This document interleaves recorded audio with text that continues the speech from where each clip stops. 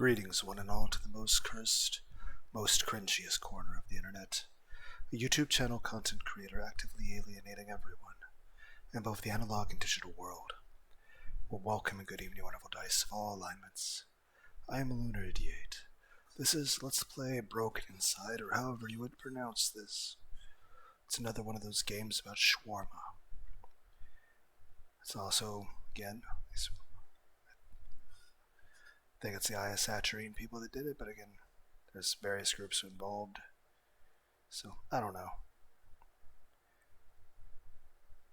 OBS chances work just fine. Let's hop into this. That being said, there is something I'd like to bring up, an idea.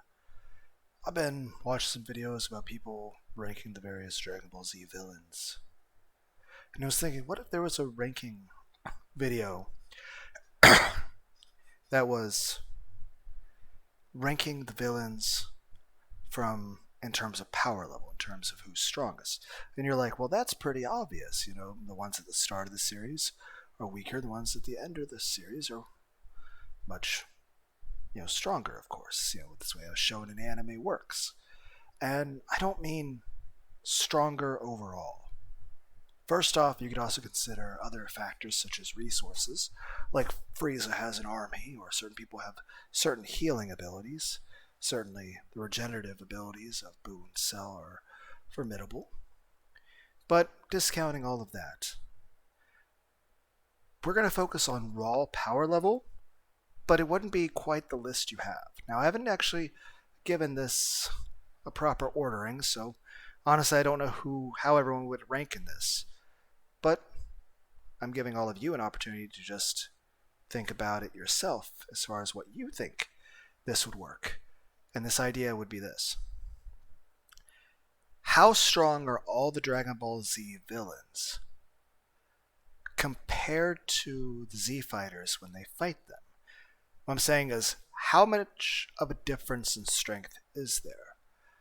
And this could also include Dragon Ball Z, GT, Super, even potentially AF. So aside from just being the person that would do it overall, you could just always consider, heck, even between sagas in Dragon Ball Z.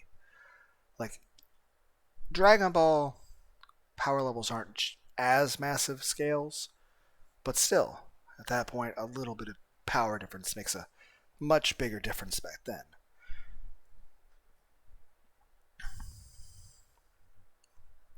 And also, here's the question.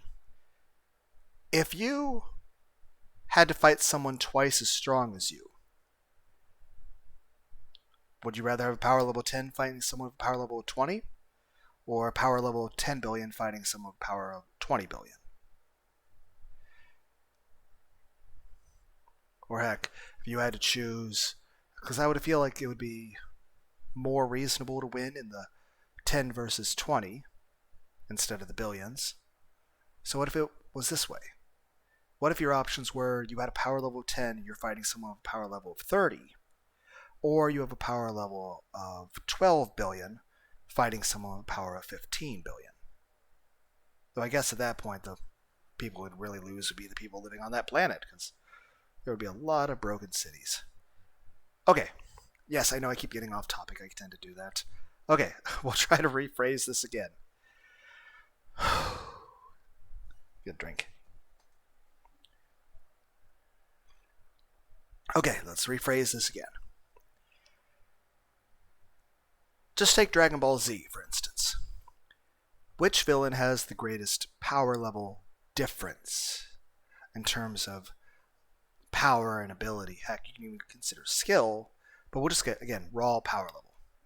For example, Raditz had a power level about 1200, and Goku and Piccolo about 400 or so. So Raditz is about 3 times stronger than Goku. And Goku did have help. Then let's take Frieza. How much stronger was, say, second form Frieza than Gohan, Krillin, and Vegeta and Piccolo individually? And they're all working together. What I'm saying is this. Who stood a better chance? Goku by himself against Raditz, or Goku by himself against Cell. Heck, let's dial Cell's regen ability down to that of Piccolo and see how that changes. Or dial Raditz's to have a healing power equal to Piccolo. Or take away Cell's healing power altogether and give Raditz a healing power equal to what Cell had. Or let's say Goku without Super Saiyan or Kaioken on Namek versus Frieza, as opposed to Super Saiyan 3 Goku versus Beerus. Which fight does Goku have a better chance of winning? Or let's say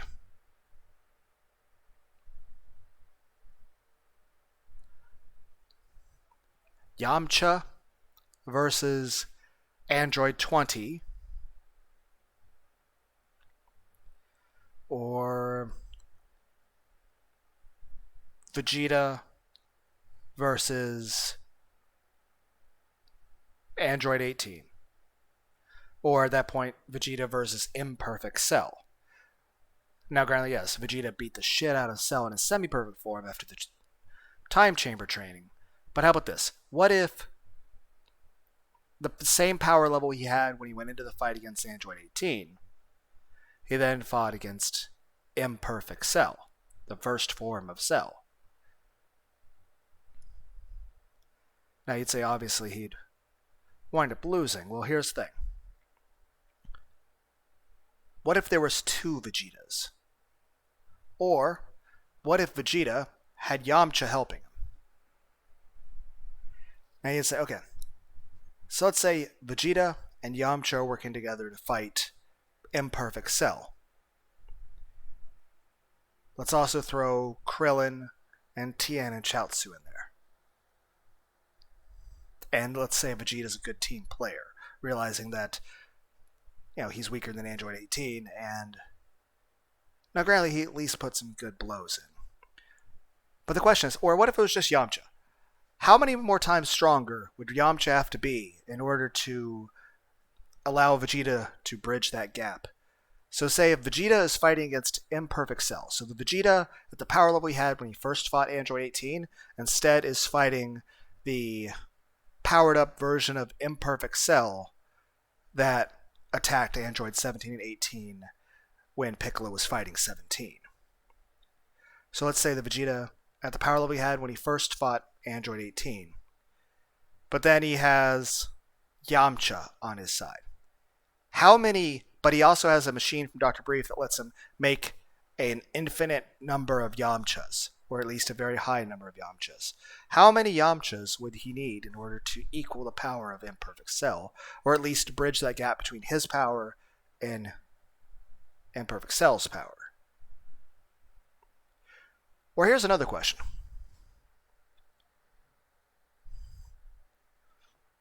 He did pretty good against 18. So I would say Vegeta actually was closer in power level to Android 18 than Goku was to Raditz. Now, in overall power level, there was probably millions and millions of points difference. But in terms of percentages, I would say if Goku was 1/3 Raditz in his fight against Raditz, then Vegeta, when he fought Android 18, would probably be 2/3.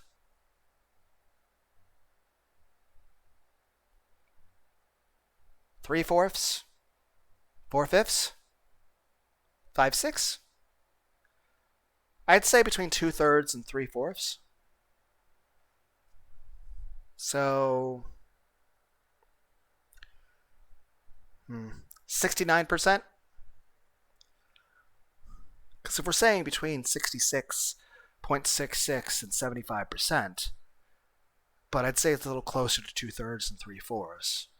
So I'd say 69%. Vegeta, 69% of Android 18.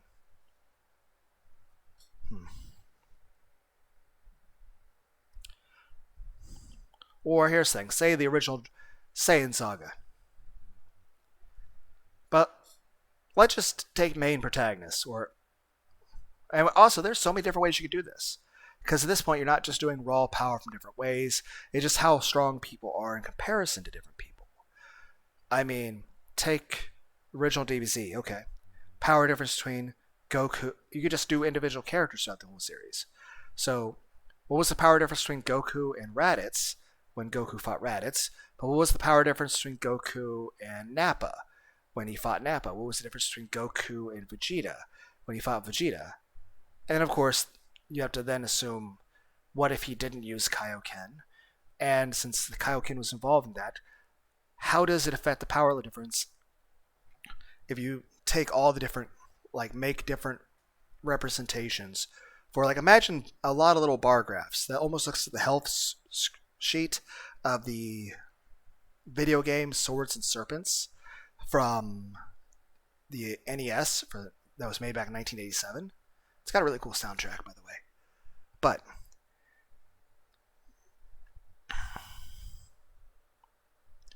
yeah, what if you had a couple bar graphs showing,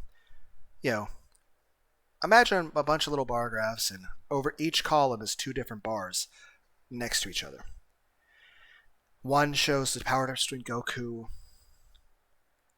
and Nappa, and the other right next to it, like basically sharing a side, is Goku versus Vegeta. And then the next one would be, okay, what if Goku uses Kaioken? What's the power difference between Goku with Kaioken versus Nappa, and Goku with Kaioken versus Vegeta? And then so on and so forth. Kaioken 2 Goku, Kaioken 3 Goku, Kaioken 4 Goku against both. And then you're like, well, what if we switch that up a little bit?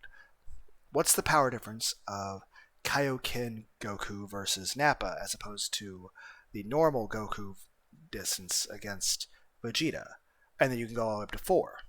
And you go the other way around. Like, what's the power difference between Kaioken 4 Goku against Vegeta as opposed to normal Goku against Nappa?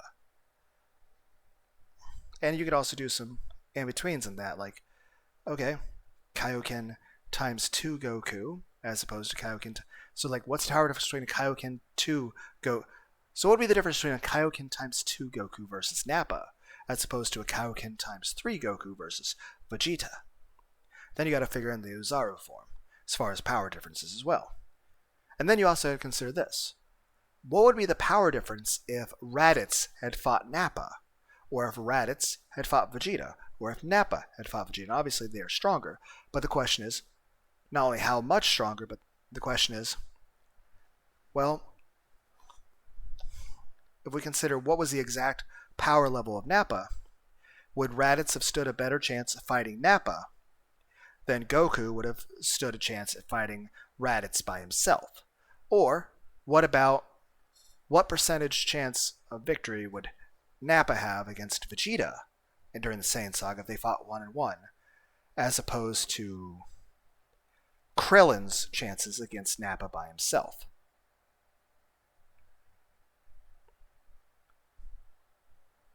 Then again, there's also various techniques you can consider, because Destructo Disc would have easily allowed Krillin to get a win there.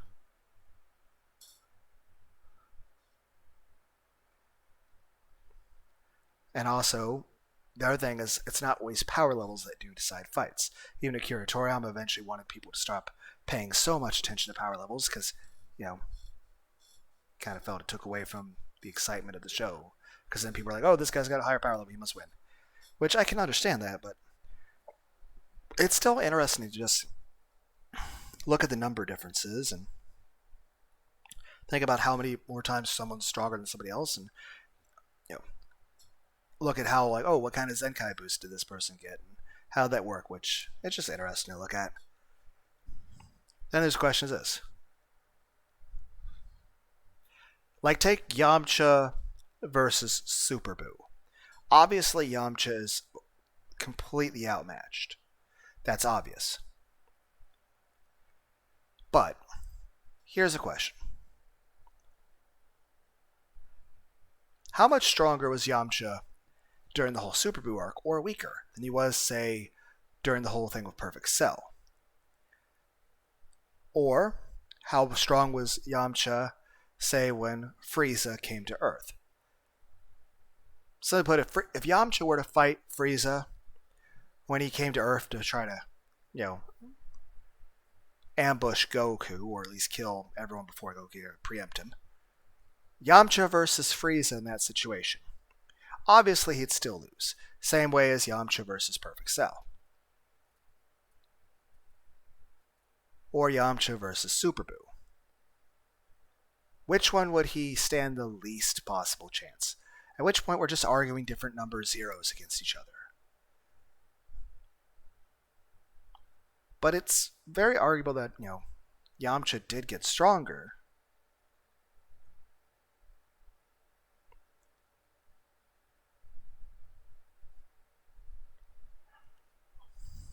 How much stronger in each situation? Assuming Buu and Cell had no regenerative abilities at all, and whereas, had the same healing factor as your typical human, how many more times stronger would Yamcha have to be? And obviously it's not like, infinite because he has power level 0. He's actually third strongest human. I mean, Krillin and Tien are stronger than him. Yes. But at the same time, Yamcha is very, very strong.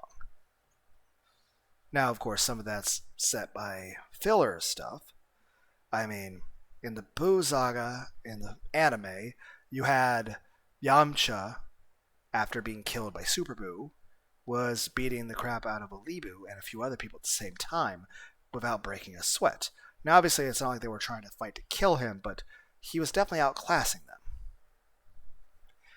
Now, yes, Olibu was beaten by Pikkon, and Pikkon, didn't have to use anywhere near his full strength.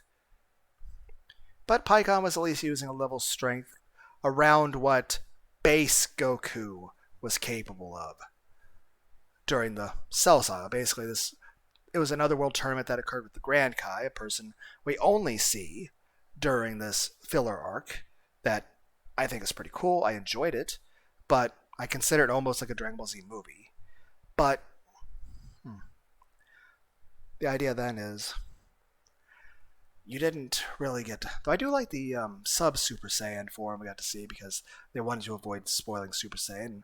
I also like false Super Saiyan form and Lord Slug.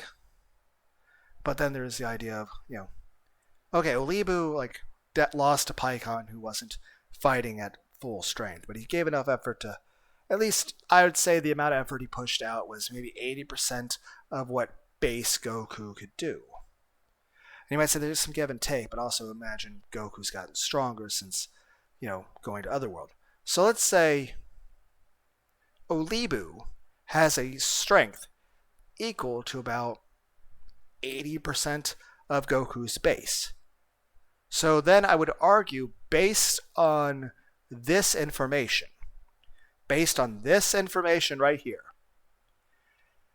that Yamcha, at the time of fighting Super Buu during the Buu saga, had a power level equal to base Goku at the Cell games. And granted, Goku kept the Super Saiyan hair the entire time since leaving the time chamber. But I'm saying, during the fight, because even when he was, down, out, and exhausted and needed a Senzu bean, or even laying on the ground about to pass out, he still stayed Super Saiyan. He literally did not drop out of Super Saiyan until he was dead. And if he did, I don't remember it. He might have. I can't remember, but I don't think he did. But I can't remember every little detail. But I believe he didn't, as far as my memory serves. But the point is this. By that logic, Yamcha, at the time he died to Super Buu, had a power level equal to what base Goku had when he fought Perfect Cell in the Cell games. That's what that means. That means Yamcha, when he fought Super Buu, or died to him really quickly, Yamcha had a power level equal to Goku's base power.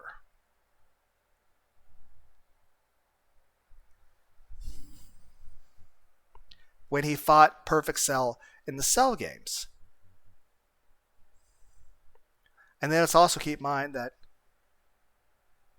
was Yamcha that power level then? Because here's the thing. Did Yamcha do any training between then and then? So here's the question. Did he get weaker? Did he get stronger? I mean, it didn't really seem to show that he had a lot of training to be proud of. But the fact that he didn't get weaker at all is still a thing. That'd be impressive. Because in real life, it's kind of difficult for some athletes to not get weaker as they get injuries. Then again, I'm not an athlete, and I just seem to constantly injure myself trying to just not be a complete fucking failure of a human being. But I'm a fat ass, but I would like some Pepsi. I think I'll go buy some Pepsi soon. Maybe some donuts. And everyone's like, in the previous video, you're discussing the idea of possibly starving yourself for like a month. And I'm like, I'm still kind of considering that. The possibility of just not eating anything for a month. At the same time, I understand that would be extremely dangerous, and nobody else should do that. Because, I don't know. At the same time, I'm also discussing the idea of myself of maybe I go out to like a Buffalo Wild Wings, get some cheeseburgers and wings, and they have like an odd blackberry sort of Mountain Dew flavor that's interesting. Like, there's a bunch of different Mountain Dew flavors out there. Most of them are shit, though.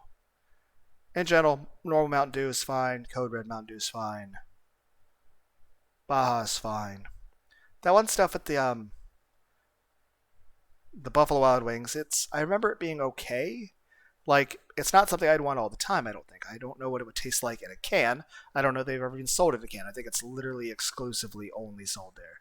Same way there was like some sort of sweet peach thing at KFC. I tried it once before at some point years back. It was absolutely gross and disgusting, and it should never have existed. But I really want some Pepsi. Everyone's like, what the fuck are we talking about? I don't know. I'm just saying this. I assume Yamcha would have got a little bit weaker at that point. So, here's the question. Yamcha obviously got fucking bodied by Android 20, right? Here's the question. Obviously, Goku lost his fight with Android 19 due to heart virus. And it was also very obvious that if it had not been for the heart virus, that Super Saiyan Goku would have easily beat the shit out of 19 or 20. Here's the question. Would Super Saiyan Goku, by himself, with no heart virus at all, would he have been able to win a 1 versus 2 against androids 19 and 20 if, say, Vegeta did not show up? If it was just Goku by himself. Goku as a Super Saiyan, no heart virus, versus android 19 and 20. But here's another question. Goku in his base form versus Dr. Gero. Or Yamcha versus Dr. Gero. Obviously, Dr. Gero would win at that point, wouldn't he? But here's the question. Who would stand a better chance at winning? And now at this point, I would still argue that even if Yamcha... Now, also, Goku at that point, his base power would have been less than what it was at the Imperfect Cell fight. But then there's also another question. It's this. How much stronger would base form Goku have been? Simply put, how strong is base form Goku at the Cell games as opposed to base form Goku during the fight with Android 19 minus a heart virus? How much of a jump is that? Or here's another question. How much of a difference in strength between, say, when Yamcha, we had that one little filler arc where Yamcha beat the shit out of Recoome, and Recoome, in order for, I'd say Yamcha would have had to at least had a power level 80,000 minimum.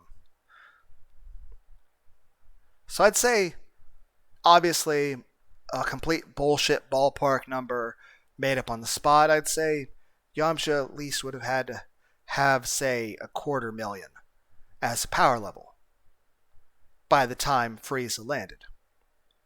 I would then say hopefully he would at least quadruple that in the 3 years, since Trunks' warning, so 1 million. Because remember, I think it was Goku had a power level, 3 million? When he first fought Frieza? Then again, I can't remember if that was his total normal strength at that point, or if that was simply the amount of strength he was using at first. Because initially, when Goku and Frieza first started fighting, Goku was only fighting using 20% of his strength. Because Frieza's I can tell you got another 3 to 5 times what you got in reserve. Which at that point, if you say you have another 5 times in reserve, here's if you say to 3 to 5, obviously it's a bit of a ballpark because you can't read the other person's hidden power at that point. But if you say there's another 3, are you saying that it's another 3 times? So you'd say go from 100 to 300, or another 3 times in addition, which would take you from 100 to 400. In the same regard, if another 5 times, is that then implying that you can have a strength 5 times what you have now, meaning you're currently wielding a power of 20% of your maximum, at which point you can go from 100 to 500. Or, let's say it's another 5, which then means you're using 1 out of 6, which then means you can go from 1 to 600. And then the question is this: what percentage is 1/6? Offhand, I would like to think it was 16%, but I don't remember. There's a calculator app over here, isn't it?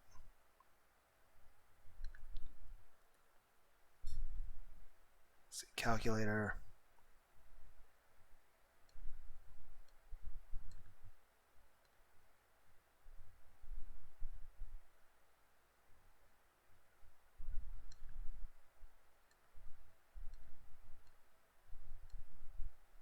Yep, 0.16 repeating. So 16 2/3%.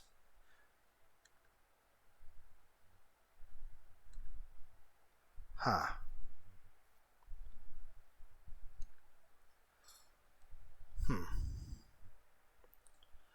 But at that point, does it, obviously every little bit matters, but at that point we're arguing whether or not Goku fought initial form Frieza with 16 2/3%, a percentage, or 20.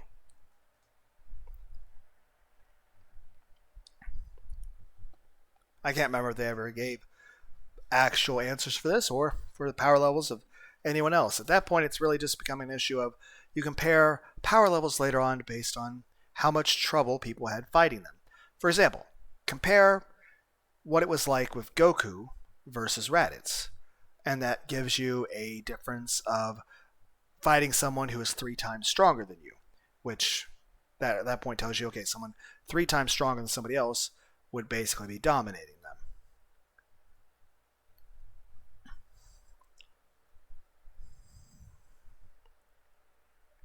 Which means somebody that would be fighting similar to what Goku versus Raditz by himself would be similar to, say, Goku versus somebody with a 3 million power level versus a 9 million power level.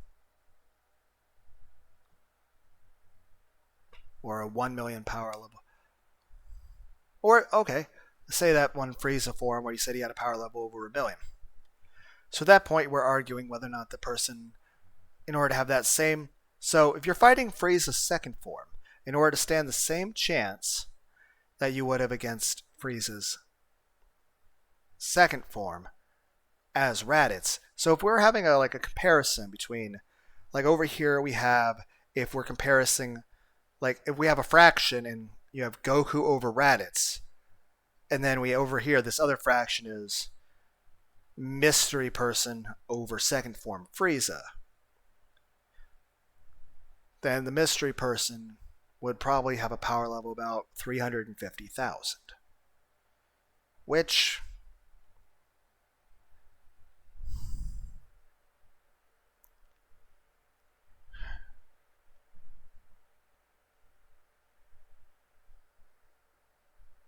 I'm trying to think of any character in the show that could actually be listed as having a power level of 350,000. Because obviously Piccolo, after absorbing Nail, had that beat by a bit. In fact, that's just what we're talking about, how much power level you need in order. Because here's the thing. What exactly was Vegeta, Krillin's, and Gohan's power level at that time they fought second form Frieza? They were completely outmatched.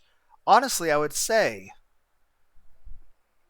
if 350,000 is the minimum needed in order to stand an equal chance against second form Frieza that Goku by himself would have had against Raditz, then I would say Vegeta, Krillin, and Gohan combined wouldn't be enough to equal that 350,000. So,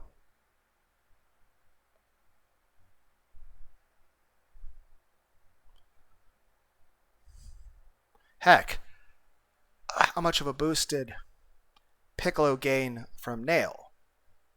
I guess the main point I'm trying to say is, honestly, I think Piccolo, Krillin, Gohan, and even Piccolo, had he not absorbed Nail, all four of them working together, I think they might have given Frieza a couple bruises. But I don't think they would have won. I don't think they would have stood a chance. I think they still would have stood, I think all four of them together still would have stood less of a chance of winning than Goku would have had by himself against Raditz. In fact, I'd say if Goku had the power level he did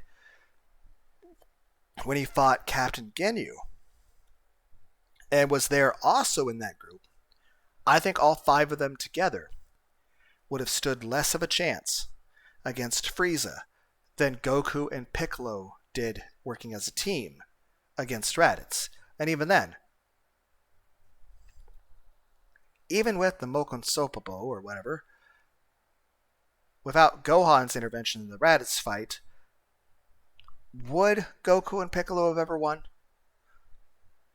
Then again, Goku did manage to grab the tail of Raditz. Imagine if he just never let go of the tail. I don't know. Or if Piccolo didn't have the special beam cannon. If that one little change had occurred. Or if Raditz didn't have an issue with his tail at all, to where you can grab his tail and it didn't bother you at all. But here's another question. At that point is this. We have established that, Vegeta, after beating the shit out of second form, because Vegeta had beat the crap out of, I about to say Kui. Yeah, Kui. Puipui is the guy from the Majin Saga. But he beat Kui and then he beat Dodoria fairly easily. He managed to have quite the upper hand against Zarbon's first form. But then when Zarbon made his transformation, which also, here's another thing. Zarbon looks very similar to Whis, in my opinion.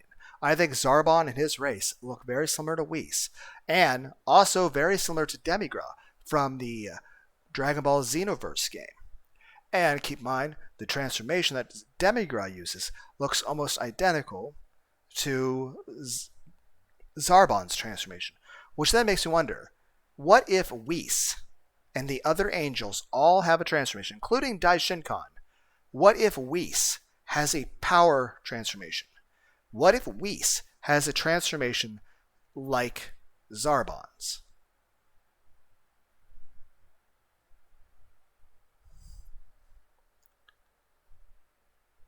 But Vegeta got his ass beat by the second form, got healed, beat the shit out of second form Zarbon fairly easily, and then basically got it completely shit kicked in by Recoome.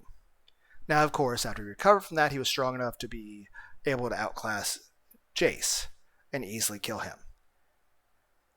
Now, Recoome lost to Yamcha in a filler episode of the anime that may or may not be considered canon on King Kai's planet.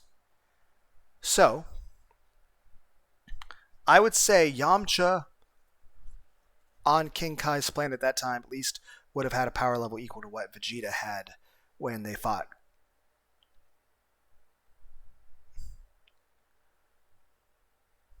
So here's a question. How much strength did Yamcha gain from that point to the time he was revived, to the time that Frieza and Trunks showed up, to the time that he got stabbed in the chest by Android 20? And then there's the time where, did Yamcha go in the time chamber at all? Now let's say Yamcha took his training a little bit more seriously. He still wouldn't have been able to fight Frieza when that time came. He still would have been of no use. He probably would have had equal strength to Tien at best, maybe a tiny bit more. I'd say if he took his training seriously, Yamcha actually could have been stronger than Tien by himself. But if like Tien and Krillin were working together, Yamcha wouldn't stand a chance. But let's say if Yamcha really was still trying his hardest, well,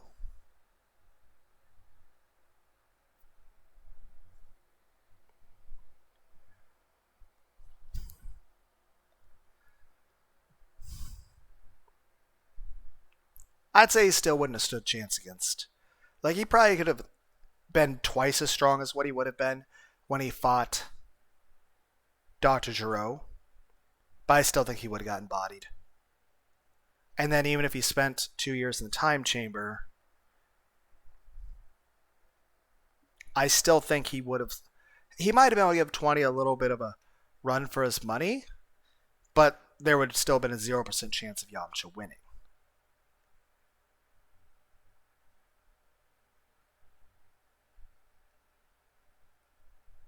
But I'd say after that, if Yamcha continued to train seriously up until the Buu Saga, I'd say Yamcha at least would have a power equal to what Super Saiyan Vegeta had when he first fought Android 18. And then if you add on top of that, if Yamcha were to continue training seriously all the way through the time in which, Battle of the Gods occurred, Golden Frieza, Jelly Vegeta, the Universe 6 tournament, Goku Black, Zamasu, Tournament of Power, Broly, Moro, Granola, Superhero.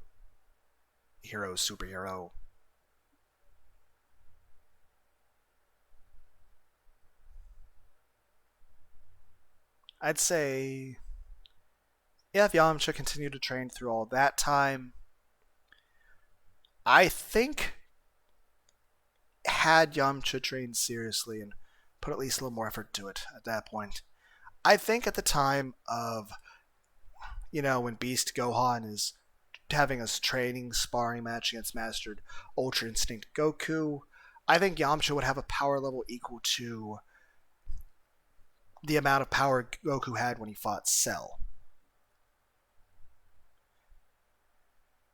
But that'd probably be the absolute upper limit of what he'd be capable of doing. Then the question is this: what if Yamcha knew the Kaioken?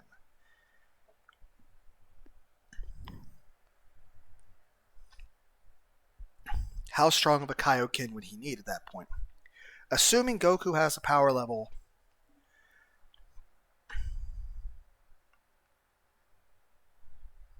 heck, at that point, assuming Zamasu isn't fighting to kill and isn't the later forms of Zamasu. Remember when Goku had a sparring match with Zamasu? Let's assume Zamasu isn't fighting to kill, isn't racist, and doesn't have an energy sword. And both people are just using normal fighting skills. Who has better fighting skills? Yamcha or Zamasu? And how close would the fighting power be, and how strong of a Kaioken would Yamcha need? Or what if Yamcha trained with the Supreme Kai with Shin? What would be the exact difference in power level between a fight with Yamcha and Shin, and how strong of a Kaioken would Yamcha need to fight evenly with Shin?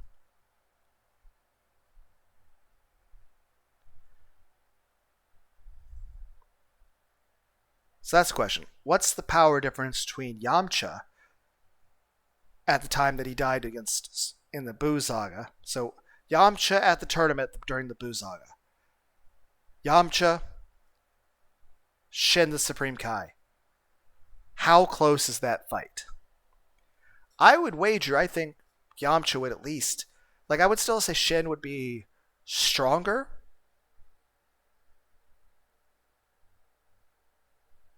Because, I mean, Shin is obviously a lot weaker than a Super Saiyan 2. I would say Shin is perhaps... It's hard to say what Shin's power level would be. But even, Super Saiyan Goku during the time of the Majin arc, because, he's only a Super Saiyan 1 when he's standing at that tournament arena talking down and, talking shit with Majin Vegeta. And he, is willing to basically instantly shoot Shin, and Shin is actually scared. This means Shin really does feel, given the power difference, that he doesn't stand a chance. So this means Super Saiyan 1 Goku during the Buu Saga could easily kill Shin. And we're arguing that, based on what we've seen with the Olibu fight, that full power Yamcha has the same strength as base form Goku at Cell games. Then again, there's a question of this. How much strength and power did Goku in base form gain from the time he, died at the Cell Saga to when he was at the tournament? Because he's still dead. And obviously he's done some more training. He knows Super Saiyan 2 and 3. But then the question is this. Base form Goku. At that time, what's his power compared to the Cell Saga version?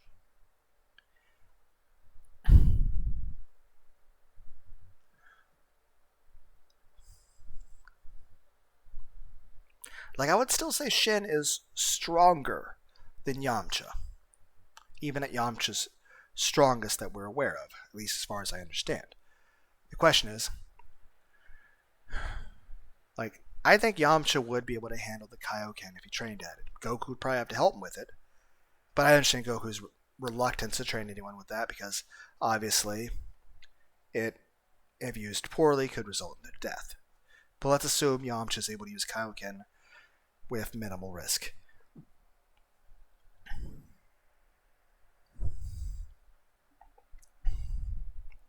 Well,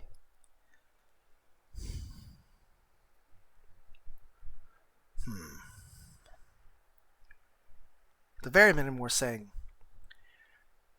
he's equal to the strength.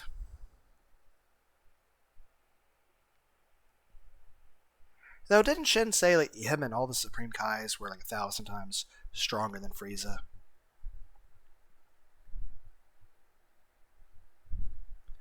I feel like maybe he didn't know what he was talking about, but then again, not like I do. I'm just trying to ballpark some guesses here. I'm trying to assume how much power would Goku need in order to kill Shin? For example, obviously, base power Goku. Well, how about this? We're already saying that Yamcha has at least the power level of base form Goku at Cell Saga. So we'll give Yamcha a little bit more benefit of the doubt.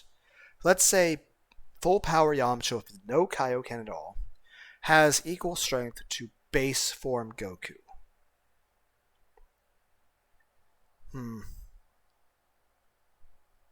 No, that doesn't sound right. I think that's still too much. I think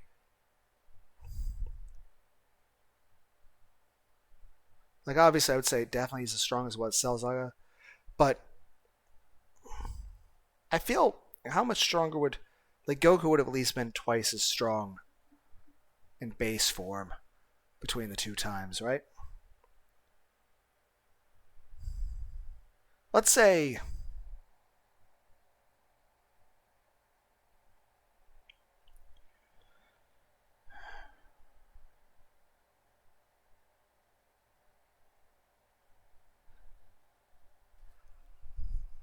let's say Yamcha at full power has 80% of the strength of base form Goku at the time that Goku threatened Shin.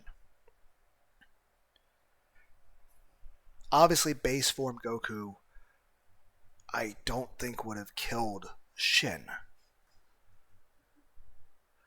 But Super Saiyan's well and above beyond what's possible for Shin to deal with.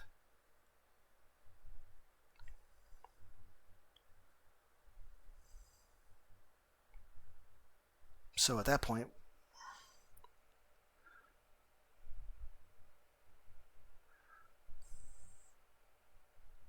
I'd say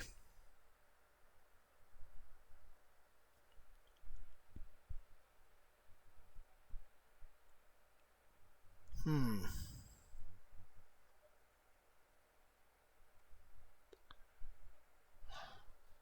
struggling to think of an adequate comparison.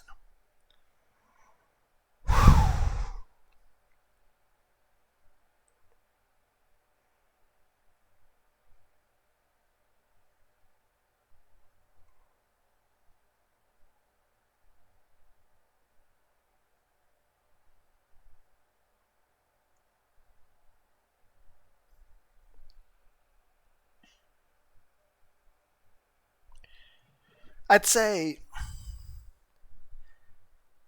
Super Saiyan Goku versus. I mean, it's hard to say, but I would say.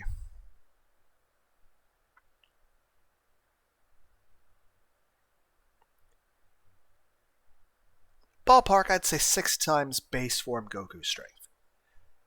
Now, if you have any disagreements with that, let me know in the comments, but I'm just sort of making a guess here. But I'd say Shin has a power equal to 6 times base Goku strength. And let's say 9 times Yamcha's full power.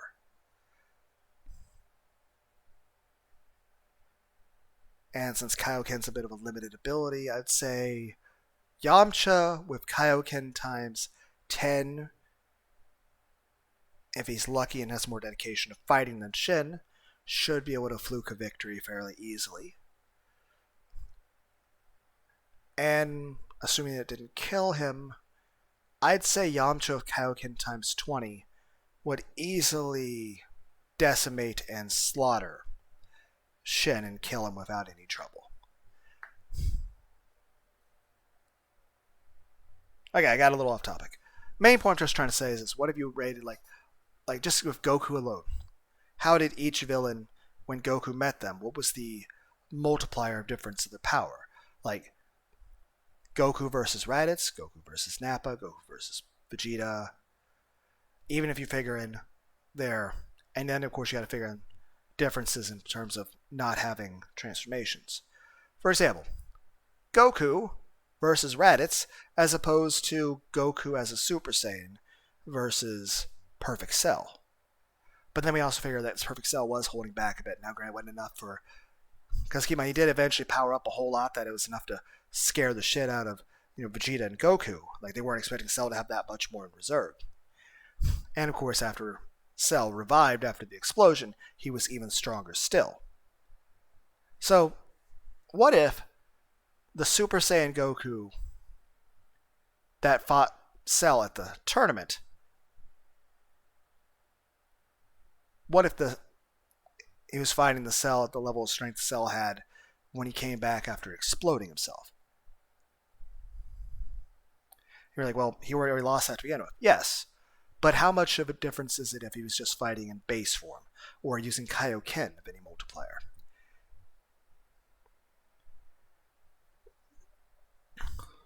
And of course, when he fought against Pikkon, he used a Super Kaioken.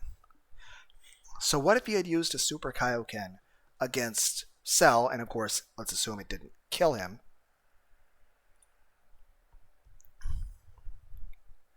But yeah, aside from just going sheer outright power, sometimes people will evaluate just the movies. So here's a question, and of course you can do this stuff with other people, like how do different villains stack against each other in terms of percentage of how many times more stronger one villain is than another. Or like what chance did Vegeta, like if you were to compare Vegeta's chances against Recoome when he fought Recoome as opposed to Vegeta versus Final Form Frieza at 1%, let's assume that 1% was Frieza's full strength. Or Vegeta versus 18, or Vegeta versus Perfect Cell, Vegeta versus Fat Buu,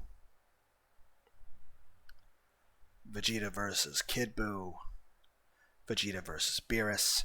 Because each of these he is stronger, but I also feel that not only is the massive amount in between them far greater, but the percentage at which he is at a disadvantage also increases. Then there's all the different characters in the game and the stories, but yeah, what if we just go the movies?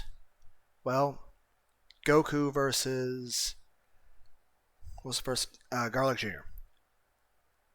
I'd say Goku had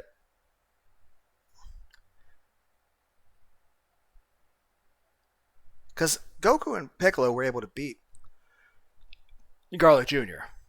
even in his increased power. It's just the fact that he's immortal. So I would say probably 800. Garlic Jr. might have a power level 800 at that point. But between 7 and 9. I'm just saying, I think if it were not for the immortality and dead zone and other special abilities, I think Garlic Jr. would have been nothing in terms of a threat as compared to Raditz. The Raditz is a much bigger threat than Garlic Jr. World's Strongest. I think the Z Warriors pretty much had it handled. I feel like with Kaioken, Goku just owned everybody, including the final villain. Like, base form really wasn't that much of a difference. Like, I think base form Goku stood a better chance against Dr. Wheelo and everybody than him and Piccolo did against Raditz by themselves. Tree of Might. Well, I mean, obviously, eating the fruit made Turles a whole lot stronger. But again, I'd say without the Tree of Might fruit and Uzaru form, I think Goku stood a better chance against Turles than he did against Raditz. Lord Slug. Obviously, we have... I don't remember if we actually see Kaioken in that movie, but of course he falls Super Saiyan. And of course, Lord Slug goes into the giant form. And then turn player like, Goku and Piccolo kind of fuse. In a manner of speaking. So...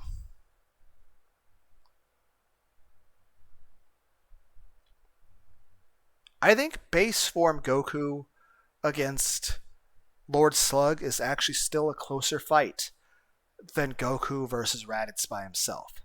So Goku fighting by himself against...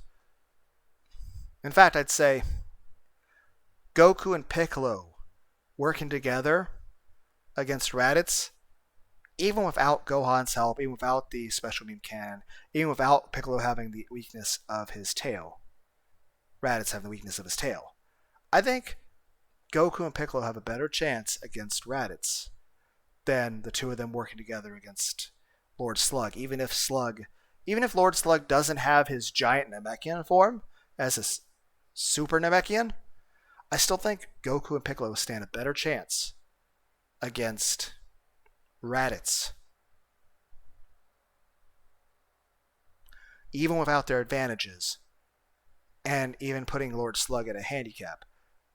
I think Piccolo and Goku have a better chance against Raditz than Piccolo and Goku did against Lord Slug. Okay, what about Cooler? Cooler against... Well, Goku against normal. Cooler. Honestly, I think Goku would have won that. Against fifth form Cooler, he definitely got his ass kicked.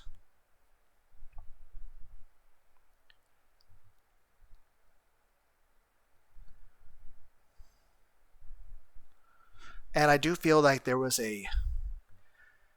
that Goku against Goku minus Super Saiyan, even with Kaioken's, was at a bigger disadvantage against fifth form Cooler than Kaioken times 20 Goku was against half power Frieza. However, remember, fifth form Cooler was Cooler's maximum. So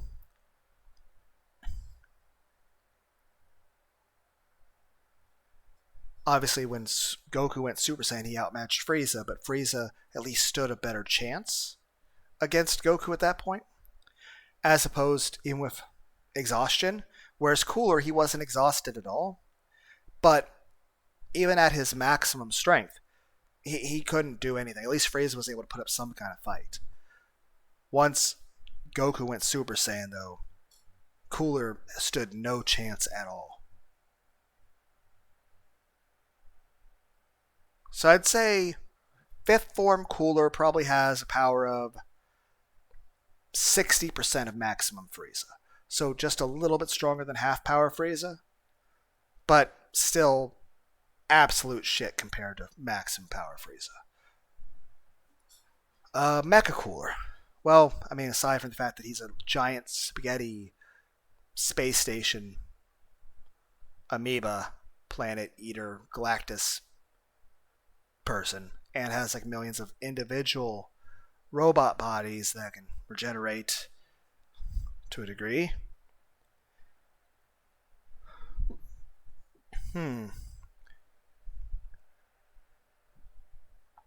Let's say we take out the fact that he's a Big Getty Star and all the other copies of him and say he's just got that one form that he had. Goku and Vegeta, both as Super Saiyans working together, were able to barely beat him.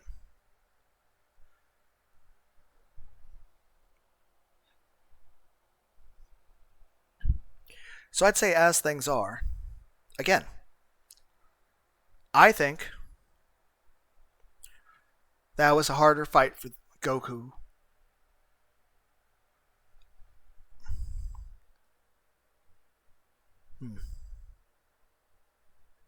I'd say Super Saiyan Goku and Super Saiyan Vegeta working together have a better chance of victory against a Metal Cooler with that limited regeneration ability that he has, as long as it's just one, than Piccolo and Goku had against Raditz.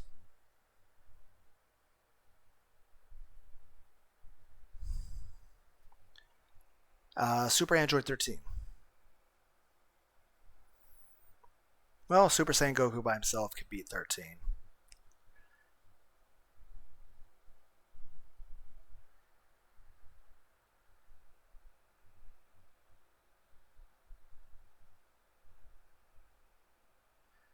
I'd say without the use of that Spirit Bomb attack, Super Saiyan Goku stood about the same chance against Super Android 13 as Goku did as a Kaioken 20 against half power Frieza. Now we have Broly.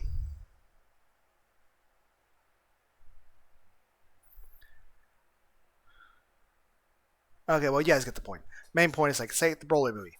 What's the power difference between Super Saiyan Goku and Broly, or Super Saiyan Gohan and Broly, Super Saiyan Vegeta and Broly?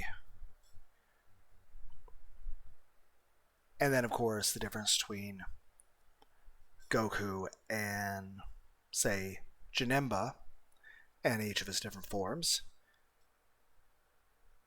Or Bojack.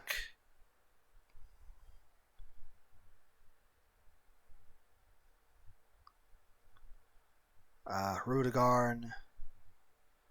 There was like a few more Brolys. I feel like I'm forgetting a movie here and there, but I can't remember. Or there's questions this. How would Turles do against Raditz or Nappa or Vegeta? Lord Slug against everyone in Namek. Like, Lord Slug versus Kui, Dodoria, Zarbon, second form Zarbon, Ginyu Force, any form of Frieza,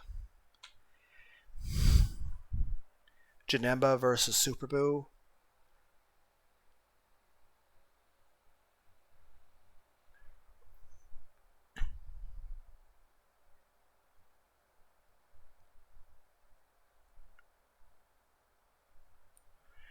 Broly versus Cell, Bojack versus Cell. Does it matter if we go down to semi-perfect Cell or imperfect Cell?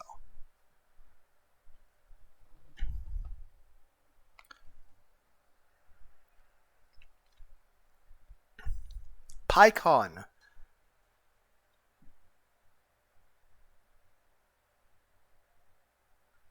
and the Grand Kai versus Deborah. Olibu versus Puipui.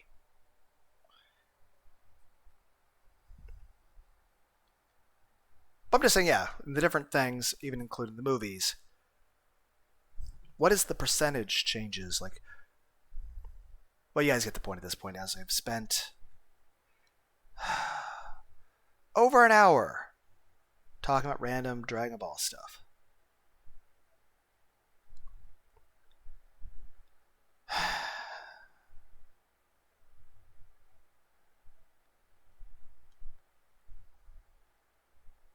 keep like checking double. I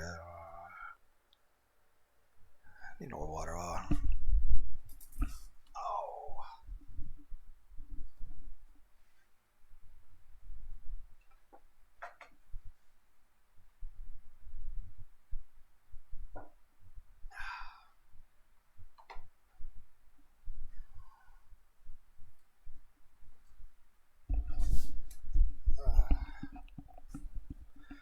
I'm back. Okay, let's hop into this game. I'm sorry I get distracted and get carried away with other things. I just had a thought and I went on with it for a while. Anyway, OBS seems working just fine. So let's hop into this, shall we? As I have made you guys sit for an hour of Dragon Ball Z.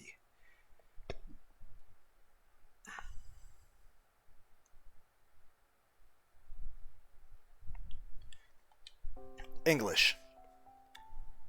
Broken inside. Or however you would spell or say this.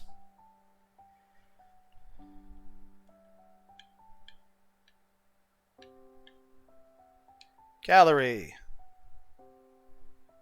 will be available in full version.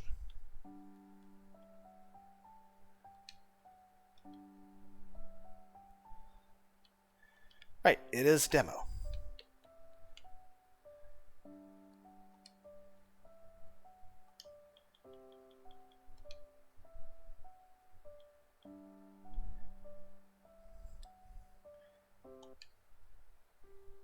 How boring.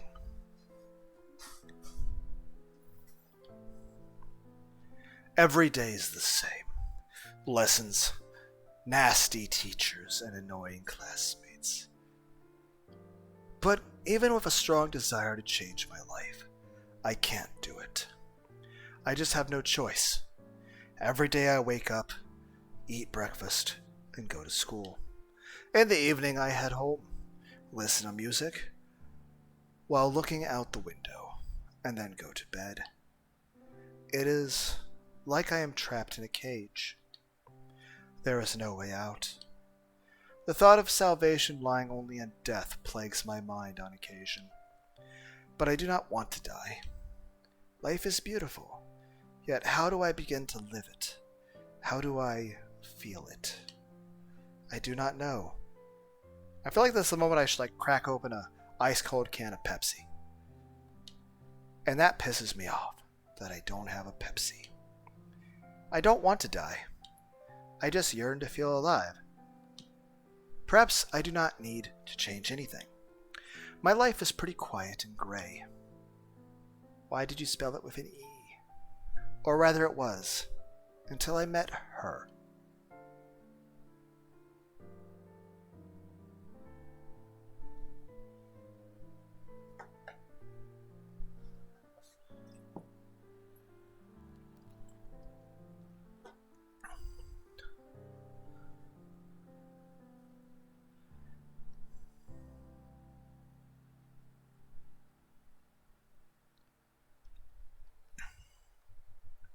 You only live once. First day. Hi, I have been watching you for a long time and wanted to meet you. She has been watching me? My name is Akiko. Let's be friends. Oh, typical and boring. Another stupid girl wants to be friends with me. Does she really think I could be interested in her? I have to play the role of a smart, beautiful, and excellent Shion to stay the best, top of the class. I hate it. I hate it all. And yet, I must play along. Yes, of course. My name is Shion. Nice to meet you. I know your name, silly. Of course. You have been spying on me. The moment I want to politely to get rid of her, she suddenly says, "Do you want to go to the cafeteria together?" What? This insolence almost makes me want to say what I really think about her. Sorry, but I'm not hungry. Then why don't we just sit here and talk? I want to get to know you better. You guys remember that one guy that everyone's like, what are you doing? Are you going to rickroll us? Maybe. What is? No, that's the other song. That's the Burger King on acid. I'll put it in the playlist.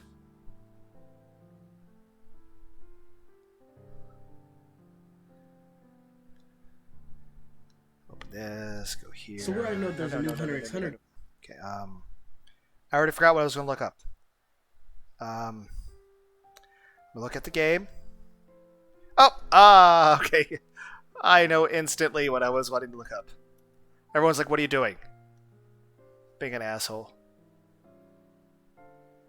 Earphone users, warning. And everyone's like, why did you have to yell that? Because of this. Oh, come on. It's an advertisement. Fuck you, you two bads. Okay, here we go. I'm an asshole. Turn down your volume.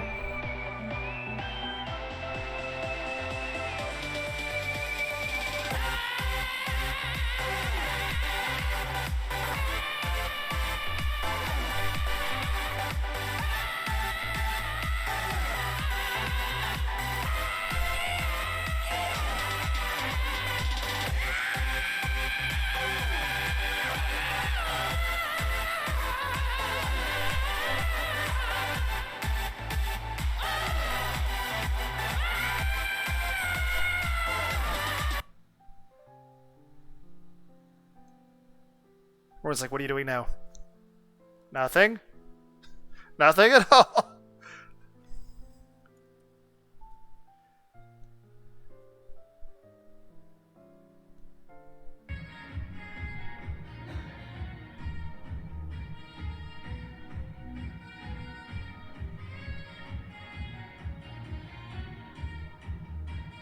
Let me know in the comments what this is. Somebody out there should get this reference. Yes, I'm doing the head banging with it. What can I say? I'm a bit of an old wizard.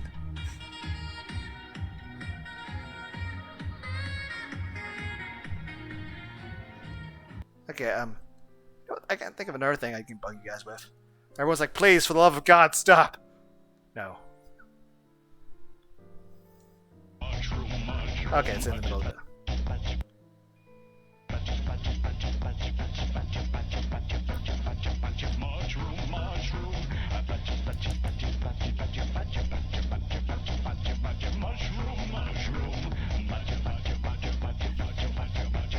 You know, there's this one like AMV, like a bunch of Hunter x Hunter AMVs. One's called like Only Human. Another one's got Curtis Call, and everyone's like Hypnotic with Illumi's holding. It might be fun to sing those. Probably not as karaoke though. Karaoke? What is that? Like it's a new form of teriyaki chicken. Karaoke.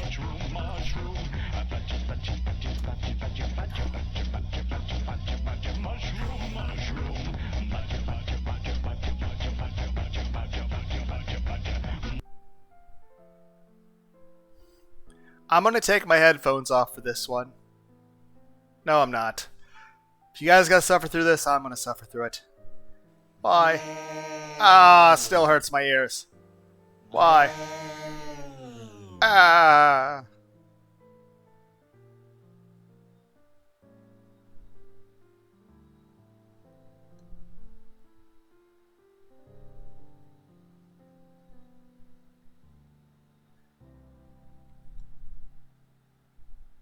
Okay, I got a little distracted. Focus on the game.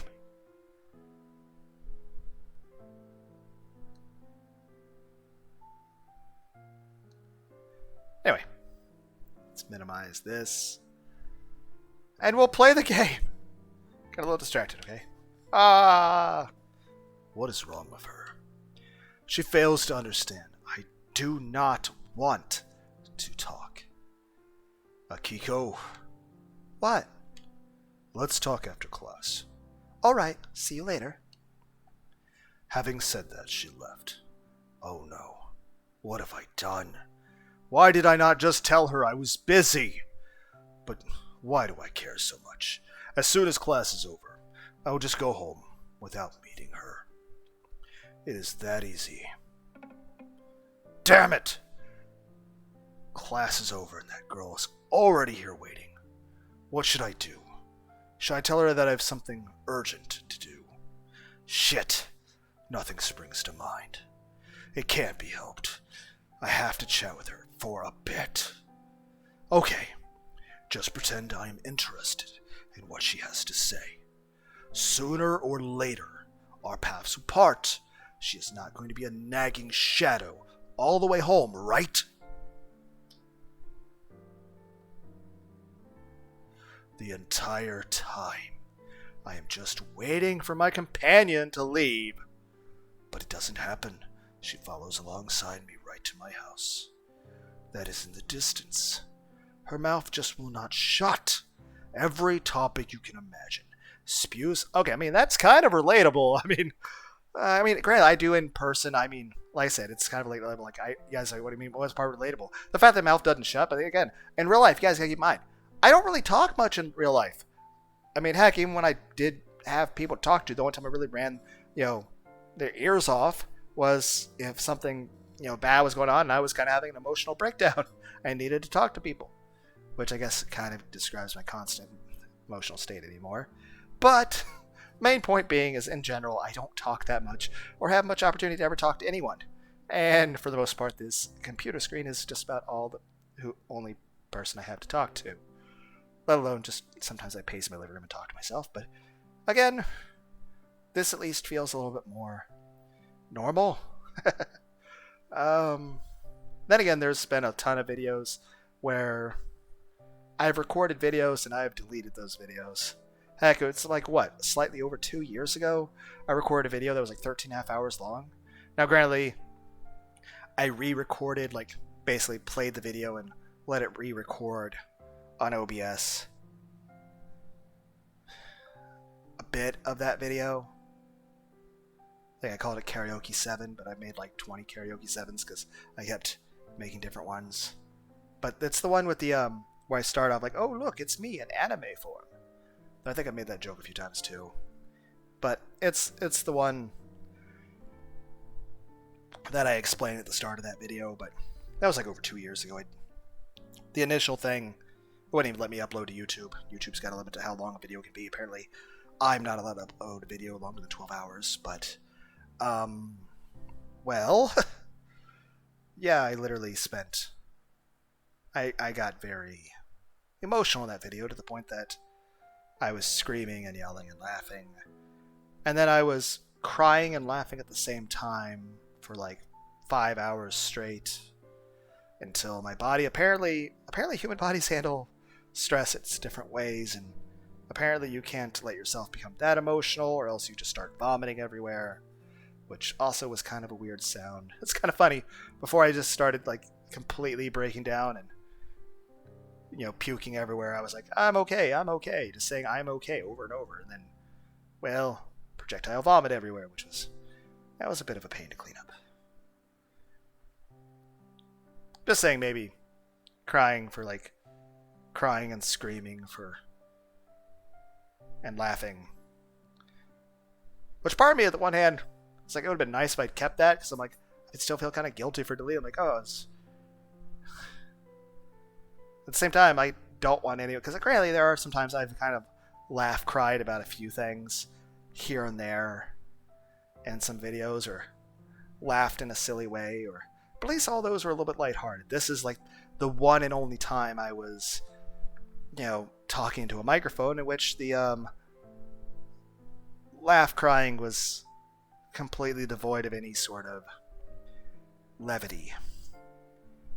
And I know it's kind of a pussy-ass bitch move on my part, but it made me feel very sad re-listening to myself make those noises, especially the sounds I was making as I was puking. So, don't get me wrong, there's times I've done some karaoke and I've kind of started like hacking up a lung, but there's a difference between being out of breath and having such a stress-induced mental breakdown that you are vomiting and passing out. Anyway, that video doesn't exist anymore except for the little bits of it I re-recorded, which is me singing a song out of the, almost 14 hours. Technically, I made 2 videos out of that. One was the Karaoke 7.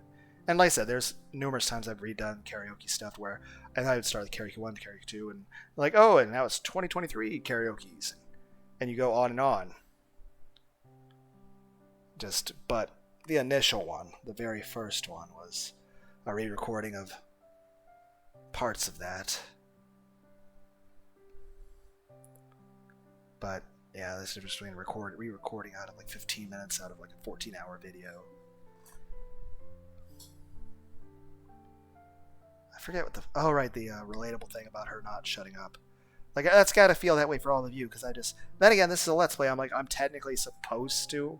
In fact, that's part of the reason why I feel like it's kind of dumb of me to play, like, the Vampire Survivors type games, because I just get so, like, whether it's Brotato, Vampire Survivors, Rogue Initia, Deep Rock Galactic, or Spellbook Demon Slayers, I just sort of just space out and play the game. I don't really talk, and as a Let's Player, you're supposed to talk in some way. And granted, yes, I know there's no real pressure on it. I'm never going to make a cent off of this. I could literally have 1 million viewers. I'm never going to be monetized. Not that YouTube would ever want to fucking monetize me. I'm just saying this. I'm never going to have merchandise. I'm never going to have a Patreon or super chats. I'm never going to make a fucking cent from this. I'm never going to... Now, granted, there are some videos that are going to have ads on it, which I assume just YouTube and those people make money, because even though I'm not monetized, they still have the right to put ads on any of my videos that they want. But I don't want to make money from doing this. Granted, I'm terrible at it, and apparently I can't stay focused since the first hour I just spent talking about Dragon Ball Z. But the main point is I like Let's Plays. I remember like Ultra J-Man and all those guys, and I remember back when no one else even knew YouTube existed, watching Mario Hack ROM Let's Plays, and it was... I really enjoyed watching Let's Plays. I still watch Let's Plays. I still enjoy watching Let's Plays, and sometimes I rewatch old videos from way back when, where I'll watch videos recently about, like, heck, Mume is doing an Undertale Let's Play, and I tend to watch some other people do videos here and there, and it's just... I like Let's Plays and video games, and I wanted to do it too, and for a long time it wasn't an option. There was no way I could have the resources to do that. And granted, I'm not exactly rocking it. I mean, imagine if I sent a video to fucking Jay Schlatt. It was like, hey, Jay Schlatt, here's my computer setup. It's a fucking laptop. That's it. And it's like, oh, what's your room? Well, my gaming setup is I'm sitting on a pillow on a metal folding chair in my bedroom, with my laptop on another metal folding chair on my bed in front of me. Like, I literally have a metal folding chair on top of my bed. Like, I'm sitting on a metal folding chair in the middle of my floor. And then I have another metal folding chair on top of my bed, and my laptop is on that metal folding chair facing me. I I am sitting in a metal folding chair with a pillow. My ass hurts. And then I have a second metal folding chair in front of me with the laptop on the metal folding chair. And then I have a third metal folding chair over there with a big ass fucking box fan because it's too fucking hot. Heck, even in winter, I'll keep a box fan on at all times. I can't. How does anyone sleep without a fan on?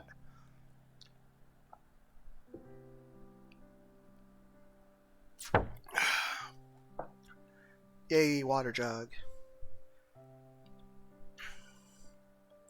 Heck, my TV over there.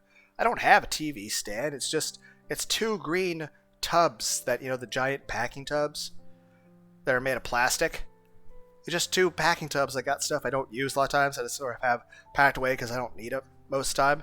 And the TV is just on the two green packing tubs. I don't own a couch.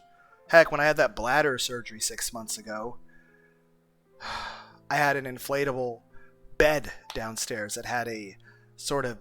It was one of those inflatable beds that actually was designed in a way that it actually had a backing on it, like a headboard. But of course, that was inflatable too. It's actually really good. It's actually a really good bed. Because I didn't know if I'd be able to go up and down the stairs or not. I'm just really stubborn and like my bed. But yeah, I was able to go up and down the stairs. It took like 20 minutes to go up a flight of stairs. And it hurt. But to be fair, that whole experience fucking sucked. But again, I'm grateful my mom came over and spent 3 days and 3 nights over here. Because I was practically crippled at that time, so that helped. Not that she would have been physically strong enough to help me do anything. Like, if I were to have fallen down, there's no way she would have ever been able to pick me up, but at least she would have been able to, call for help. There were a few times like I needed her to go to like a pharmacy to pick up some medication or to empty my piss bucket because I was practically crippled, and there was a few times where there's one time I spent 20 hours wide awake in pain, unable to fucking move.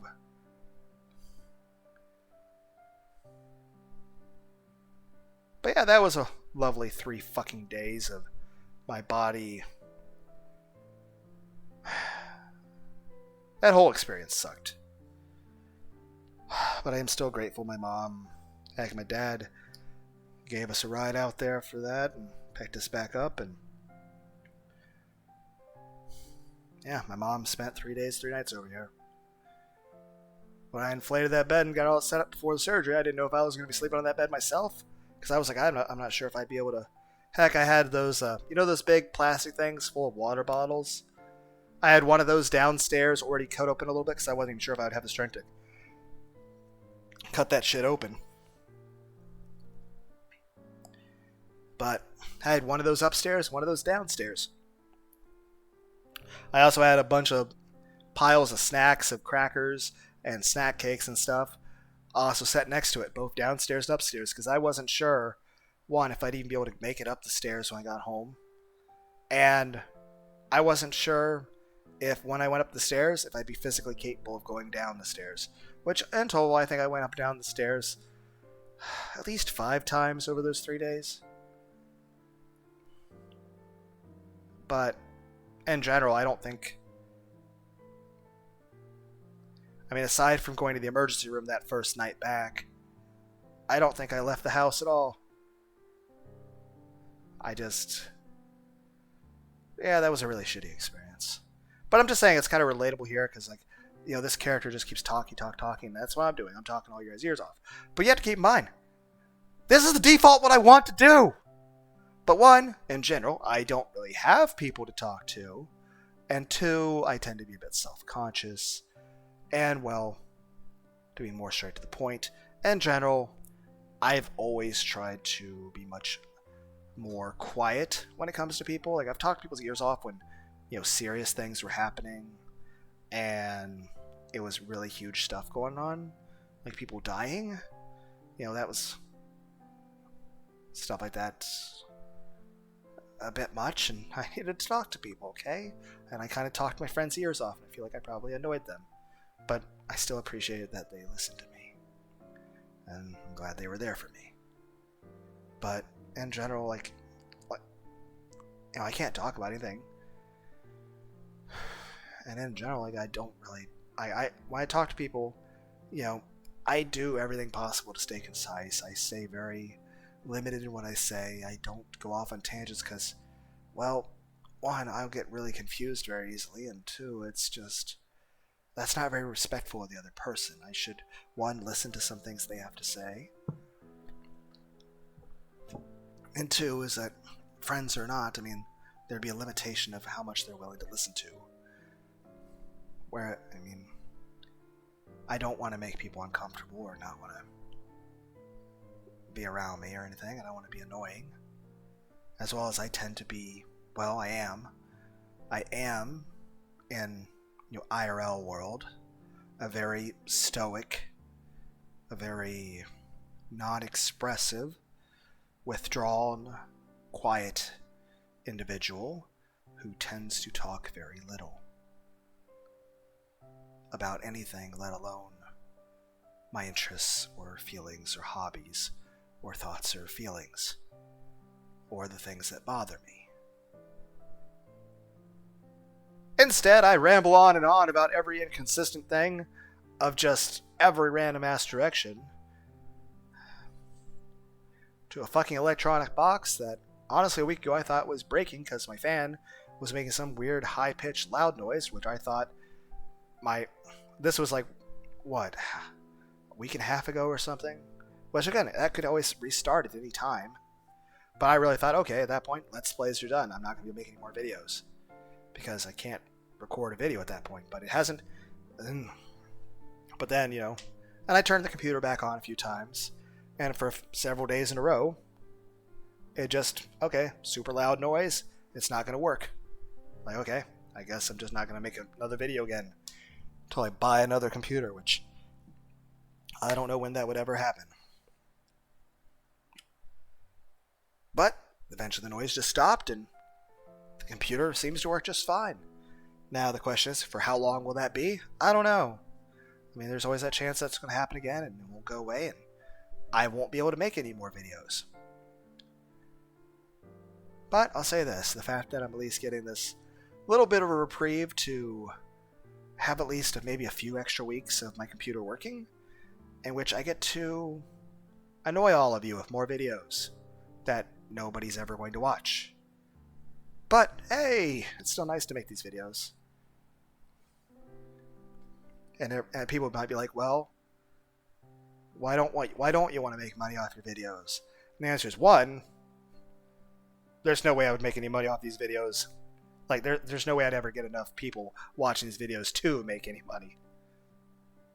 I am the most boring and most annoying person on the internet. But two is this. Even if somehow I had 1 million subscribers, and even if somehow YouTube wanted to monetize me, I'd tell them no. Because I don't want to make any money off it. And it's not like I don't need money, I do. But I don't want to make money off of this, or anything to do with this stuff, or being Lunar D8. I don't want all of this to be about money. And I don't even want it to be a benefit of this.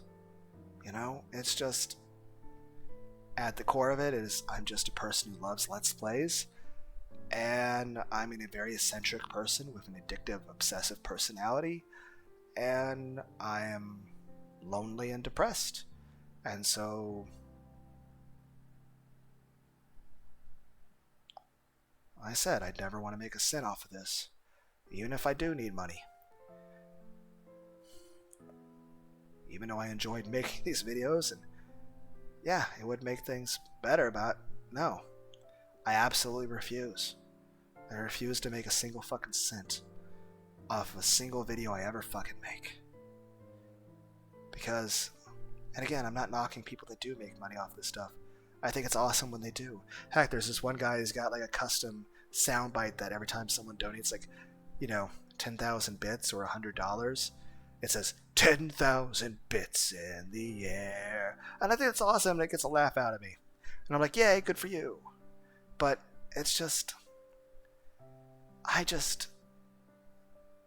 don't want to do that. I just want this to be what it is. My weird little hobby where I talk to people in a box throughout the internet, and I get to annoy all of you.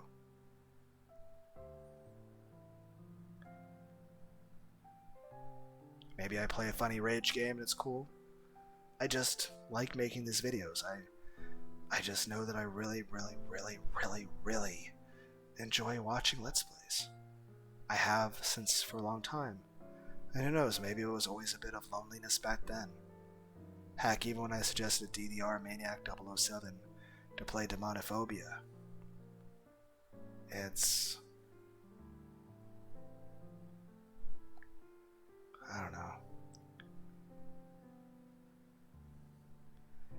It kind of made me feel like him playing that game I suggested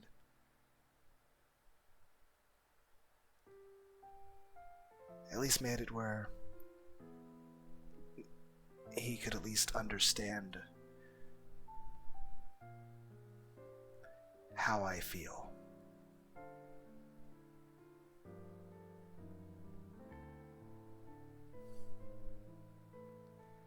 Watching people playing the ROM hacks in video games, or heck, Markiplier is such a huge fucking personality. Then I think that's all the whole thing when it comes to like VTubers and such. I think that's why VTubers in general have exploded in popularity. I think people word it as a parasocial thing, that people treat it as a replacement for friendship and social interaction, which it kind of is. But I mean, the thing is this: it's not VTubers and people doing these YouTube videos that is causing people to be lonely. It's the fact that these VTubers are popular because there are so many lonely people. At the end of the day, I have always enjoyed Let's Plays. Maybe it's because I always had an interest in music and anime and art and video games.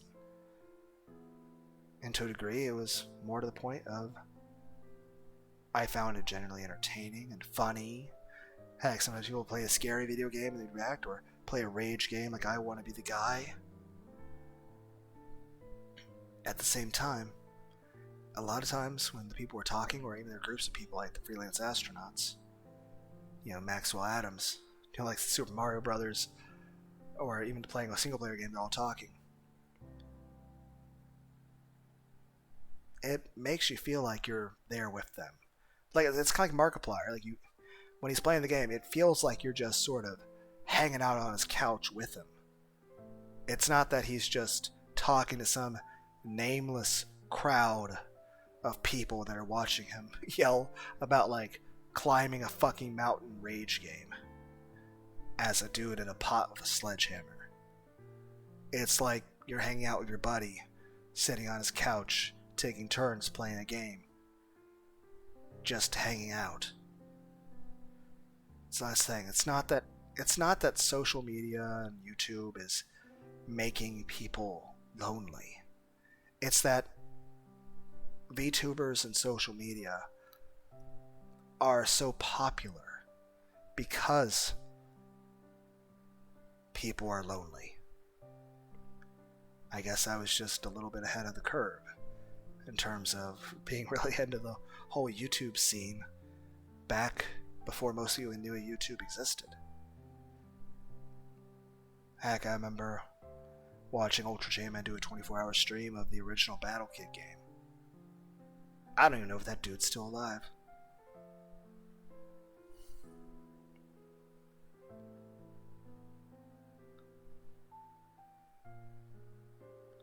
I do remember a lot when I was younger as a kid. Even there were times where I'd get a brand new video game and I was super excited to play it. But then one of my friends mentioned that they were doing something and invited me to come over and hang out. And I would immediately just put the game down and go do that. Because the game would always be there waiting for me. It was a nice video games, anime, music, VTubers, the parasocial Let's Play community where you get to feel like you'd have a friend, that's always there for you as a supplement for all the times in which real life people are just an impossibility. It's just, as time gone on, it's become more and more difficult for, I think, everyone to be around other people. Especially after the stuff that happened 4 years ago. I mean, we had a fucking global lockdown sort of thing happening. Everyone's like losing their fucking minds. Heck, take all the political shit going on, regardless of your opinions on any of it. It's like everyone just can't have a fucking civil conversation about it. I mean, heck, I have my own opinions about a lot of stuff, but it's not like I hate the people that disagree with me.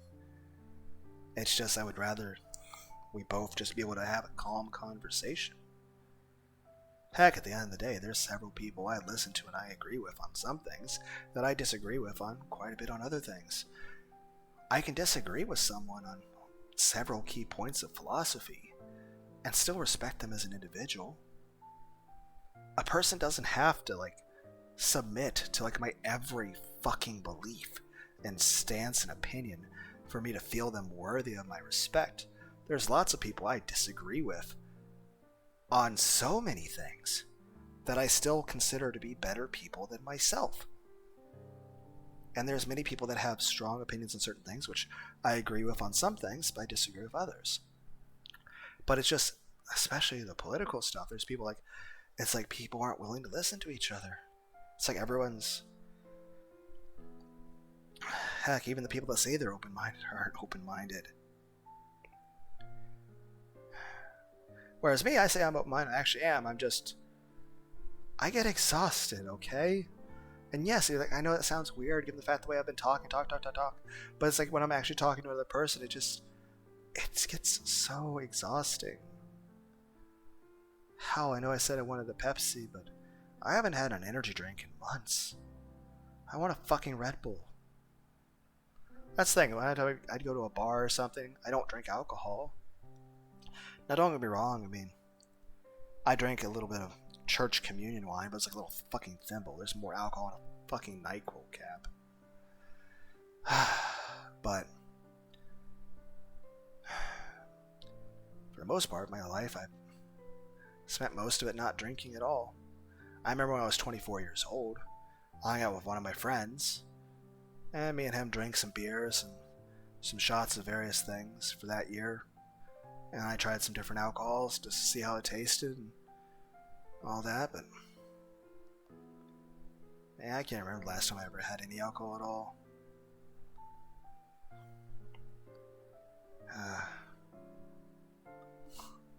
I'm that person just where I'd rather just get an ice cold Pepsi, Red Bull. Like I said, if I go to a bar or something, it's more sociable to have something to drink. So granted it's overcharged a bit because it's at a fucking bar, but I'd buy a can of Pepsi.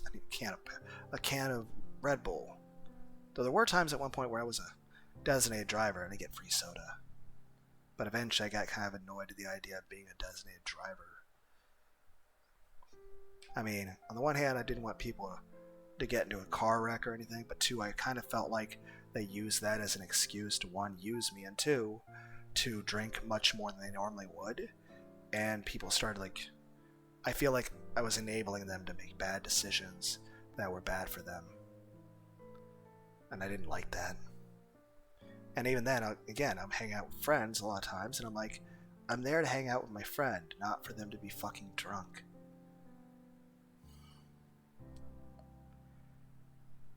I'm just saying this, I really enjoy video games and anime and stuff, but I have never once allowed a video game or anything like that to step in the way of me and actually being socially interactive with people. That being said, there have been many, many, many things in the actual real world that have made sociability more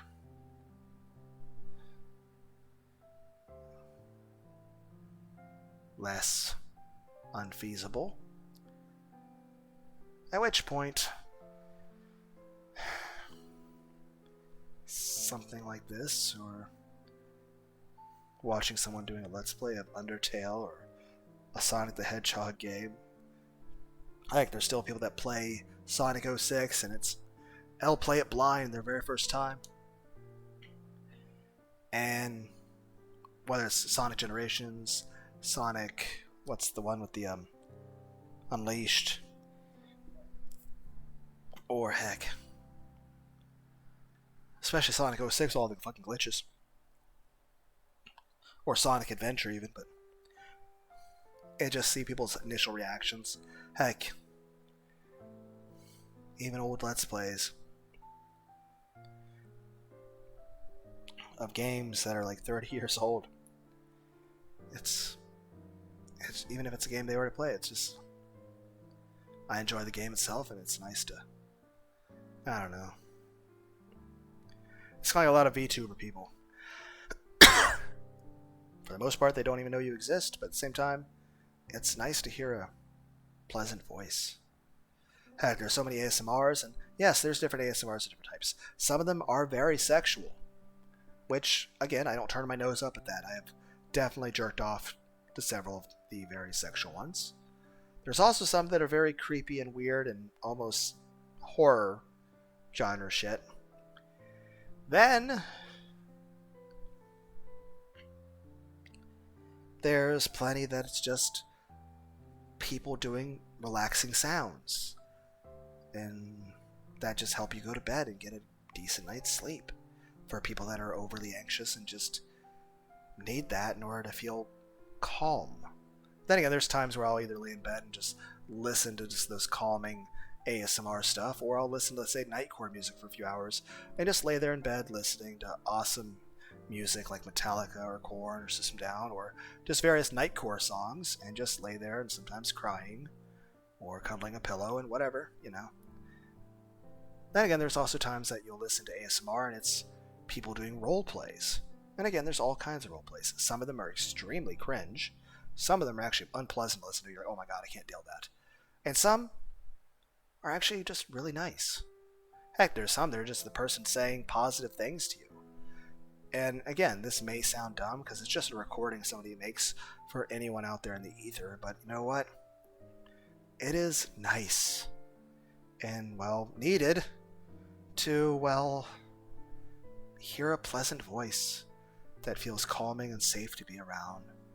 Tell you that you're loved, that you're cared about, to tell you positive things about yourself. Especially if you're a person used to the idea of feeling worthless and having a bit of a negative self-talk, constantly saying horrible things to yourself in your head. It's nice to actually have someone calm and kind saying, you know, caring things to you, to just, and yeah, it's obviously it's not meant toward me as a person individually, but at the same time, it's just nice, you know, to put the just sort of suspension of disbelief, like when you watch a movie or some shit, and you just sort of let yourself be immersed into, you know, the media you're enjoying, and you just allow yourself to just dismiss everything that's fucking stupid about the situation, and just let yourself just sort of descend into that pool of that emotion of just being surrounded by that sound, to where all that exists is that sound of someone with just a very pleasing, gentle, kind, benevolent voice, a place where you feel safe, a place where you feel wanted and cared about, where you're being told that you're loved, where you're being told all manner of positive and nice things, that hey, they just want to adore you, that you have a pretty face, that your hair is nice to play with, stuff like that, in a safe, comfortable environment. And to some people that may sound incredibly stupid or whatever, and all I have to say to that is, different people do have different emotional needs. I expect there's probably plenty of people out there who feel they don't need anyone at all, and don't care what anyone thinks or feels. They feel completely fine on their own. And people would criticize me as being weak for not being that way, but weak or not, it's simply who I am as a person. I am, at my core, an extremely hyper-affectionate person who basically wants and needs to feel validation and safety and to be cared about and to not feel lonely or unwanted. I'm one of those dumbass people that would actually, enjoy things like a lap pillow, like laying my head on someone's thighs and just laying there and taking a nap. I like hugs a lot. Granted, for the most part, aside from blood relatives that I hardly see, I don't remember what a hug feels like. And I honestly don't think I ever will again. But I'm also somebody of the personality that I really, really, really, though they really mean a lot to me. Hugs and affection. And feeling cared about. But at the same time, over time, you realize that that's just... Aside from cuddling a fucking body pillow and listening to sounds in an ASMR video being told you're cared about, it doesn't exist. At the very least, I'm staying very well fucking hydrated. Main point I'm just saying is this. The girl there, about her talking a lot. I feel like that's how everyone out there would probably feel toward me right now. But keep in mind, that's the point of this video. The point of this channel is for me to just be able to talk about a filter about whatever is on my mind. At the same time,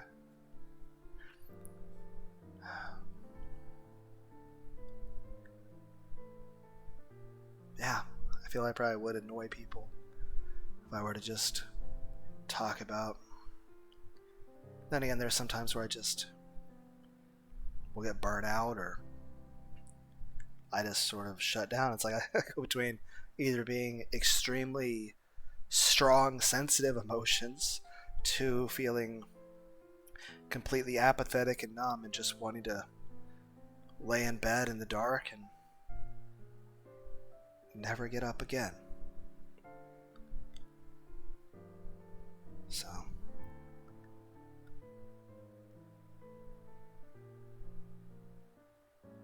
though in general in real life, you can always keep that smile on and stay ad-lib, only say what you need to say, and well, you can do a very good job at just always being normal and happy and smiling out there in the real world, because that's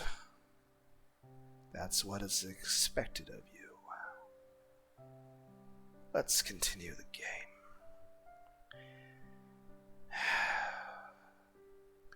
Her mouth will not shut up. Every topic you can imagine spews from her mouth, ranging from clothes, cosmetics, coffee shops, various gossips. Basically everything that girls her age can talk about. How boring. On this walk, I have been pretending to listen to her carefully. In reality, I dreamed the glorious haven my home will offer to break free from her. And now finally that moment has arrived. It was very nice talking to you, but I have to go. So, that's where you live. Yep. If you want, I can walk you home tomorrow too. I do not reply and turn my back to her, leaving just like that, ellipses. Did she come to visit me? Oh, that's an alarm clock. Damn alarm clock. I opened my eyes.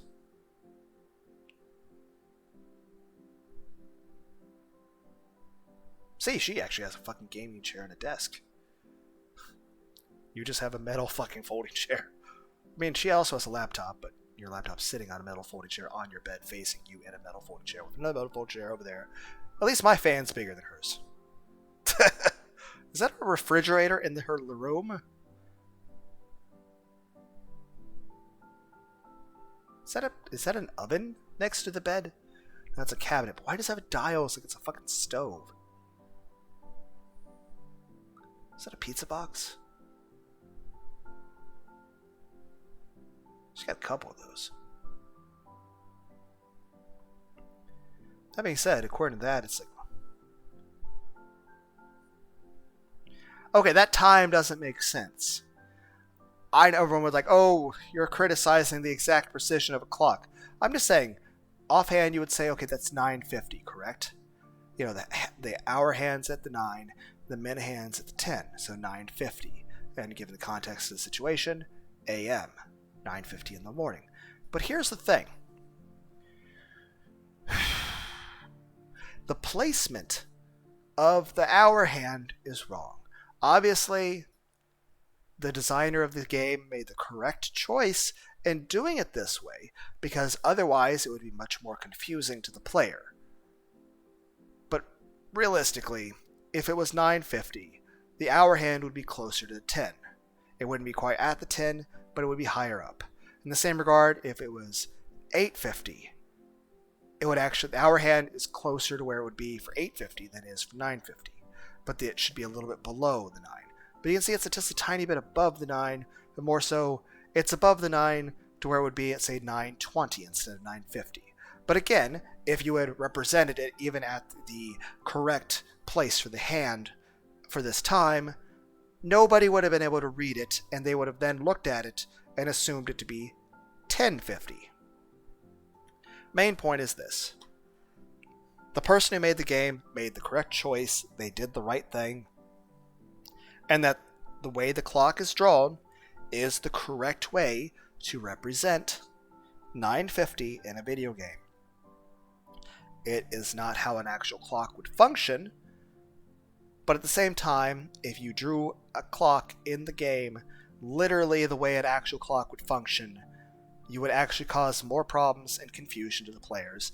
And a lot of times when it comes to a video game, how the game works for enjoyment and immersion matters more than how it actually would work in real life.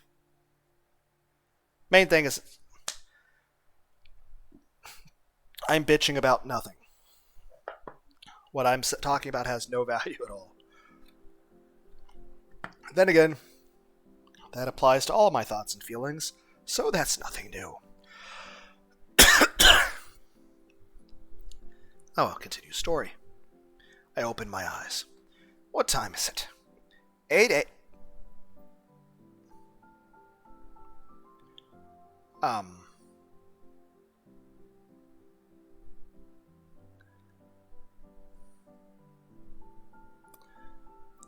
a.m.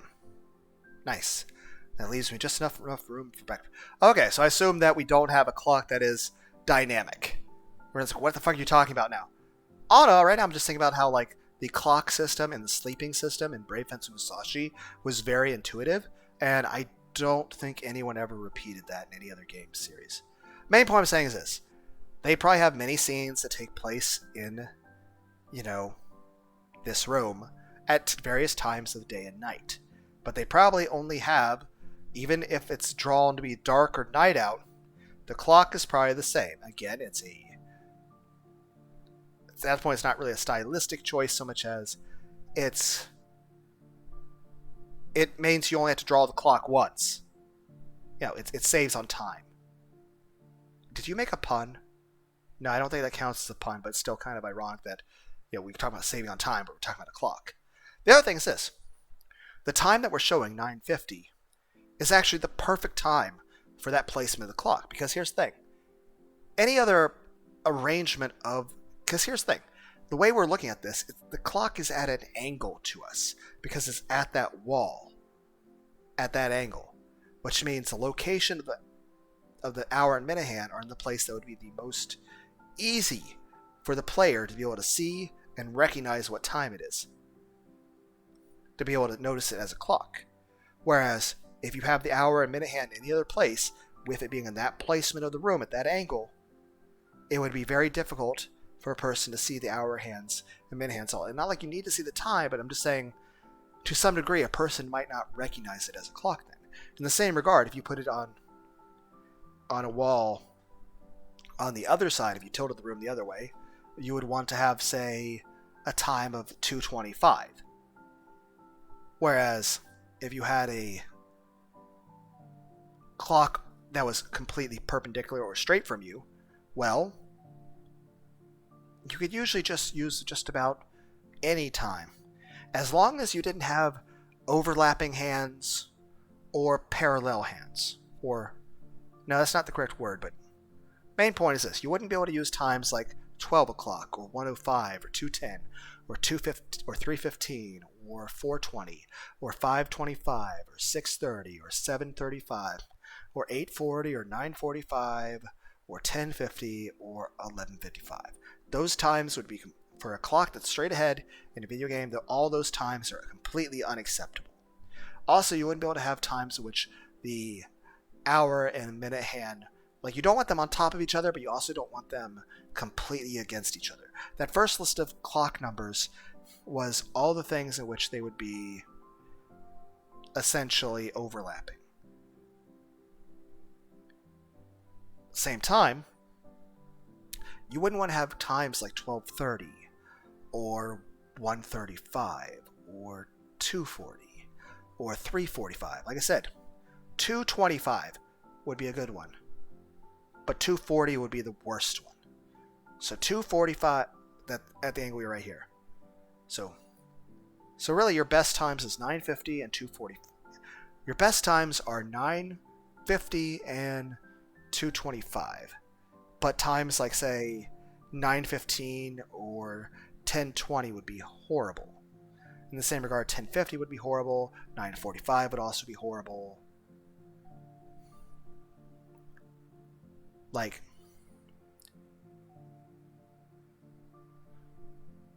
and generally, 2:45 would be okay, but 2:40 would be awful. Same way 2:10 would be awful. You guys get what I'm saying. 8 a.m. Nice. That leaves me just enough time for breakfast. I dream that someday I'll wake up in a completely different place, a completely different person, or not wake up at all. But what will I like to be? A popular actress? A model? No, being the center of attention all the time is not what I want. I get you there. I yearn for tranquility and tranquility and cyclones, like fucking tornado. Jesus Christ. Silence. Jesus fuck. So what kind of life would suit me? A stone at the bottom of the ocean is not ideal. How about a programmer? I can write programs for big companies, make a lot of money, and still remain in the shadows. Sounds good, but no.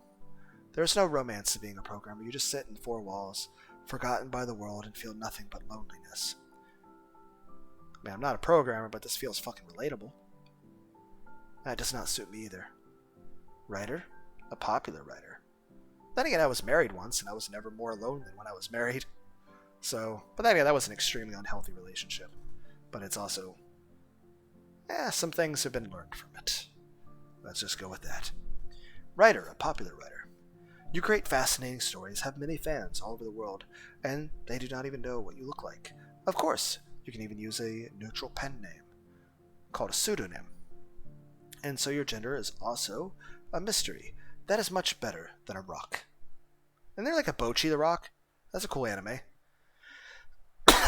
But yet here I am. I'm still Cheyenne, still in school. I still feel this emptiness in my heart. Shit, I am wasting so much time. I must hurry if I want to drink my coffee in peace and enjoy the silence of the morning. You know, I can't help but notice a lot of those pizza boxes everywhere. Drink some water. Why on earth would you put plates like that? That is...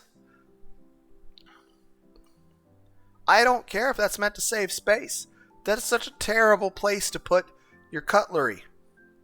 You either put it in a cabinet or you have a shelf like that on the actual counter. You don't have it in the air. Also, why is there a plant on top of the refrigerator? How is it ever going to get any sunlight? Is that a hacksaw next to a ladle? You guys know what I'm looking at.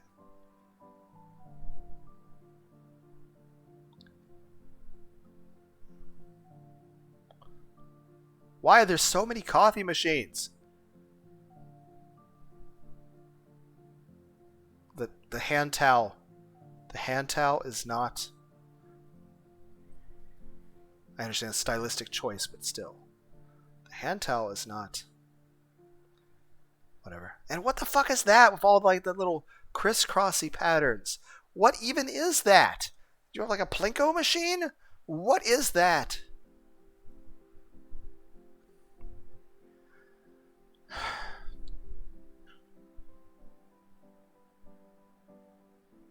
Also, I feel like the fridge is drawn abnormally tall.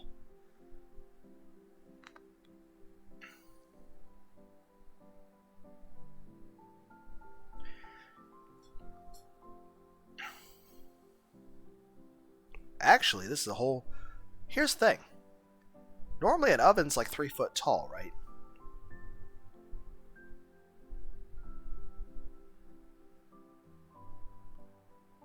A fridge usually is about double that height, 6 foot.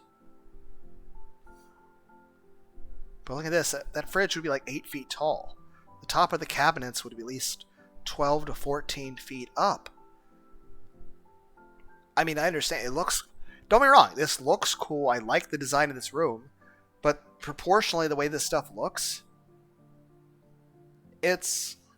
The ceilings are really high. I make my usual brew, warm up yesterday's shawarma, and sit down at the table with a sigh. This is so good. This moment feels like when the main character in the movie faces their imminent death and they light a cigarette, reflecting on love, life, and many other things. But instead of imminent death, I have a trip to school, and instead of a cigarette, I have a mug of coffee and yesterday's shawarma. I'm nothing like the others.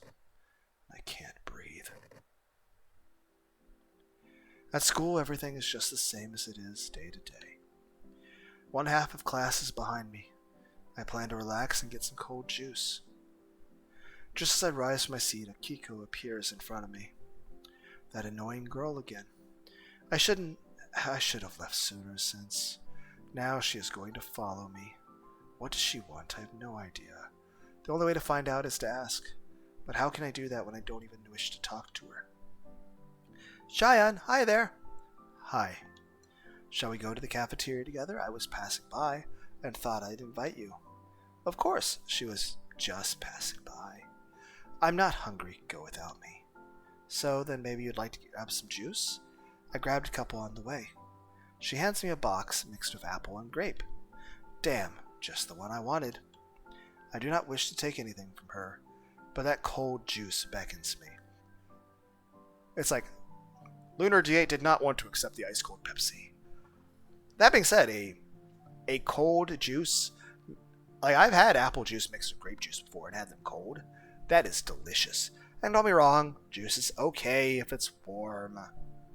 But I prefer it cold, okay? I want it to be cold and out of the fridge. I don't like it warm. Don't get me wrong, I like stuff like hot cocoa and stuff, and tea. Tea's good warm, unless it's like sweet tea, but still. Just saying, juice is better cold. Pepsi has to be fucking cold. If you bring someone Pepsi and it's warm or flat, you are a monster. Well, she is wasting my time and spoiling my mood. At least let her be useful in some way. Thank you. That's just in time. How did you know I liked this flavor? I guessed it. We are so much alike that I feel the same as you do. We are soulmates. I look at her, disgruntled. Well, you have either made an... Akiko, you have made a strong statement just now in saying soulmates. You are either implying that you wish to be best friends, or lovers, or both. but you're not saying it overtly because that would be extremely awkward and inappropriately sociable. But, and everyone's like, you put too many letters on all those words. I know, whatever, I don't care. Just saying, this is actually how you would normally, I think people would do this. At least assuming that's normal, because I'm not considering my life to be normal because I have not been successful that majority of my life. It's like, hey, I'm Lunar D8. I want to be more athletic. Listen to my stories of failing at actually basic exercise, keep repeatedly injuring myself, getting like tendinitis and shit, and then I eat a pizza and some Taco Bell and drink some ice cold Pepsi and a donut. Yay. Okay. I just see you drinking that at breakfast all the time, a break all the time. She really is a stalker. I mean, is it really stalking if you like, we're just in the same room? I mean, how could you not notice? Sure. I mean, there's a difference between spying on somebody inappropriately and just paying attention to your friend so you can be a better friend. Instead of commenting on her creepy behavior, I unpacked the straw so I can start drinking the sweet beverage. Akiko does the same. Just as we finish our juice, the bell rings for class. It was nice spending time with you. Well, I'm going to run. I can't say the same, but I have to thank her for the gift. But thanks for the juice. You're welcome. I opened my mouth to ask her to throw the box in the trash, but changed my mind. What if that freak takes the straw that I used? What if she greedily drinks more juice through it and imagine that we are kissing? The imagery almost causes me to throw up. Akiko, meanwhile, just walks away. When class is over, I want to go home, but I see her again. She follows me and devours my brains again with her talk all the way home to my house. As I am about to say goodbye, I trip and hit my knee on the asphalt. Yeah, I've done that plenty. It is... Granted, if I did that recently, I'd probably be down for like 20 minutes making fucking Peter Griffin noises. But, yeah.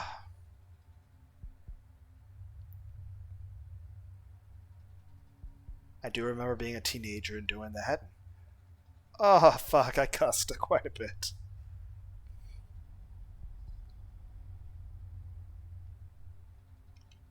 Damn, it hurts so bad. Are you okay? Can you stand up? Yes, it's just a scratch. Of course, I lie despite the pain. Let me help you get to your place and treat the wound. What did she say? Did she want to come with me to my place? Her insolence knows no bounds. I try to get to my feet, but the pain in my knee prevents me from doing so. Damn, I'm actually going to need her help. Let me help you. Okay. Thank you.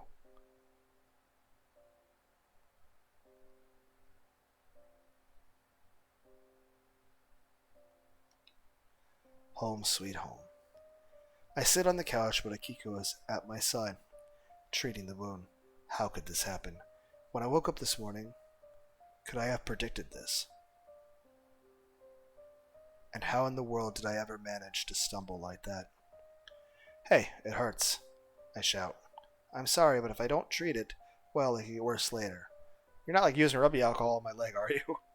That would really sting. I can do it without you. Hurry up. Almost done. When she finishes treating the wound, she applies a bandage and gently kisses my knee to make it heal faster. She smiles, looking into my eyes. I mean, that's adorable. What the hell is she doing? I do not know why, but anger is bubbling up inside me. This moment I wish to hit her with all my might, but I calm myself. I shouldn't lose my temper since this torturous ordeal will be over soon. But we'll have to wait a little while longer since I hear Akiko's stomach rumbling. The third shawarma that is in the fridge flashes in my mind. Can you overdose on shawarma? A genius idea is born. Are you hungry? A little bit. I didn't eat anything this morning. I thought I'd eat at school, but I spent the whole lunch break with you, so... So it is my fault she stayed hungry. I have chicken shawarma in the fridge. Do you want some? Yes. Then, let's go to the kitchen. I'll heat it up.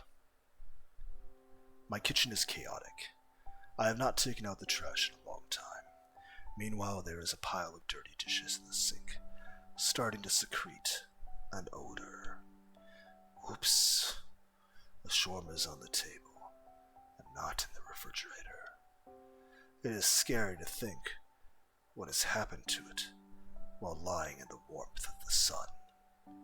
At least I do not have to heat it up. Here, take it. Here, take it. Oh, that's the adorable picture from the... Is she gonna die from this?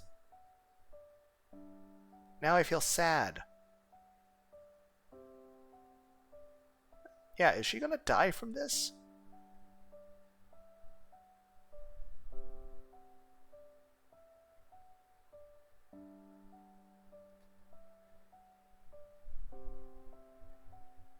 I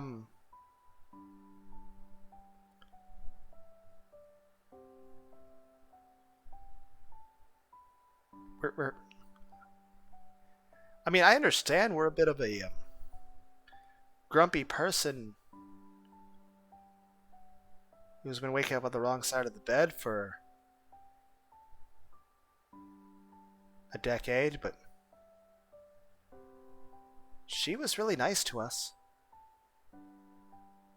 And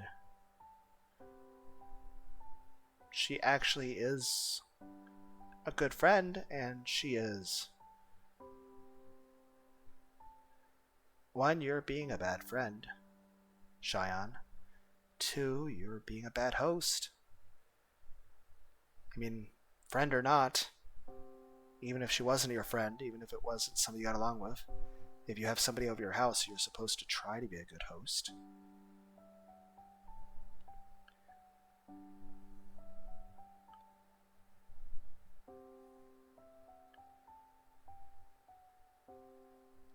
I mean, as much as I hate warm Pepsi, if I had 2 cans of Pepsi and one was cold and good and the other was warm and flat, I would drink the warm flat one and give the other person, the cold one.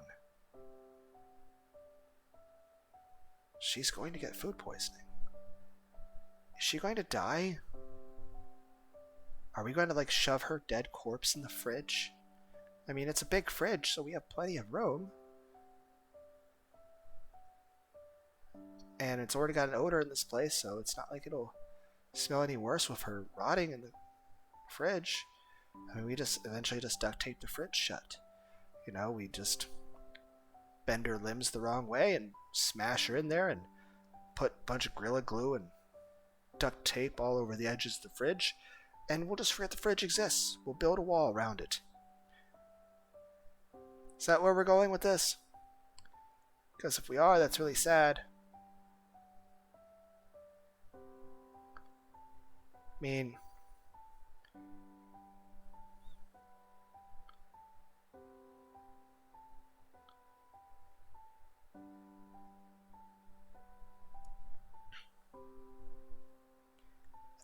is she gonna die? I mean...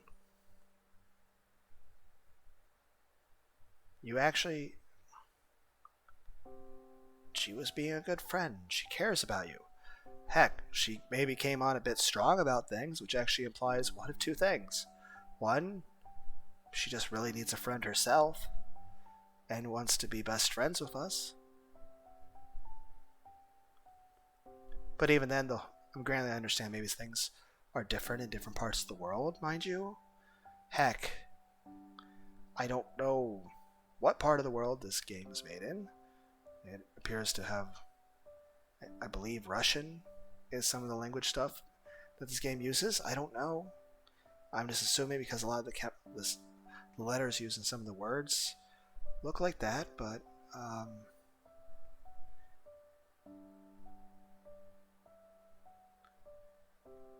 just saying, like, I don't know what's culturally normal for whoever made this game, for wherever they are, but I'm just saying, well, on the one hand, I really would appreciate someone, you know, bandaging a wound and kissing it and saying that's to heal it, make it heal better, and give me a smile and just look in my eyes and just generally have nothing but kindness and respect and care and concern for my well-being for me. I mean, that's not something even a best friend would do. That's something you would do for somebody if if there has to be two conditions met for this to occur. One, they have to be somebody that you really, really care about and really, really consider a good friend that you really, really value as a person. The second is that there has to be some sort of romantic feeling. Like, even if you have romantic feelings for somebody, if you don't give a shit about a person, you're not going to do that shit. That lovey-dovey stuff or the romance stuff, it doesn't matter how attracted you are to a person. If you don't care about them as a person, you're not going to do something like that. Her doing that implies three things. First thing it implies is that she really, really cares about us as a person and values us and cares about our well-being. Two is that she actually does have a respect for our boundaries by not being overt on a lot of things and is being, much more subtle about it, because while she does have those feelings for us, because at this point there is no way condition 3 is not met. Because like I said, condition 1 is that she cares about us as a person and actually cares about our well-being, actually loves us despite not knowing us long. But at that point, if that feeling is that strong at that point, then that sort of thing would only grow with time. Love is kind of like a plant. You kind of need to water it. But this already shows extreme promise of somebody who is, somebody you can trust, which is extremely rare in this world. Like I said, this person has displayed three things. One, that they really, really care about us as a person. Two, that they respect our boundaries, because three, they have romantic feelings for us. Pure and simple. There is no way in which somebody is going to, unless there has to be some amount of love that's beyond friendship. Now, yes, people might do that for a family member. Like, obviously, a parent would do that for a child. Or, siblings might do that for one another. Or a husband and wife.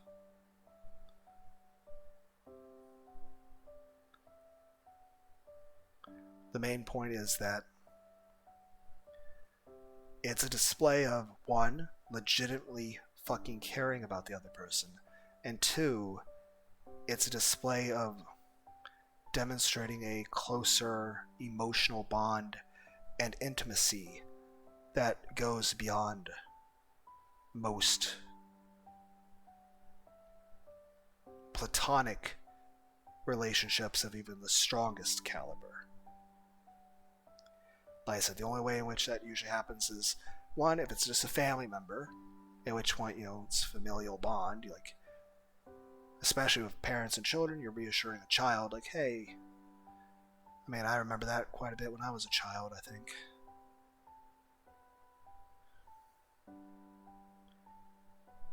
But yeah, in this situation, it's with two people at this age.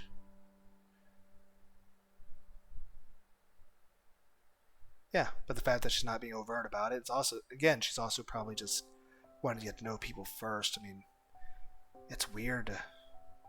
Like, I don't know. Maybe I'm a bit odd that, but I want to actually be friends with whoever I wanted being romantic with. I don't want to just fuck some random person. Like, if I'm going to be with somebody, I want it to be somebody I feel safe with. I want it to be with somebody that I care about. I want it to be with somebody I feel, cares about me. I mean, all of that stuff is supposed to be a expression.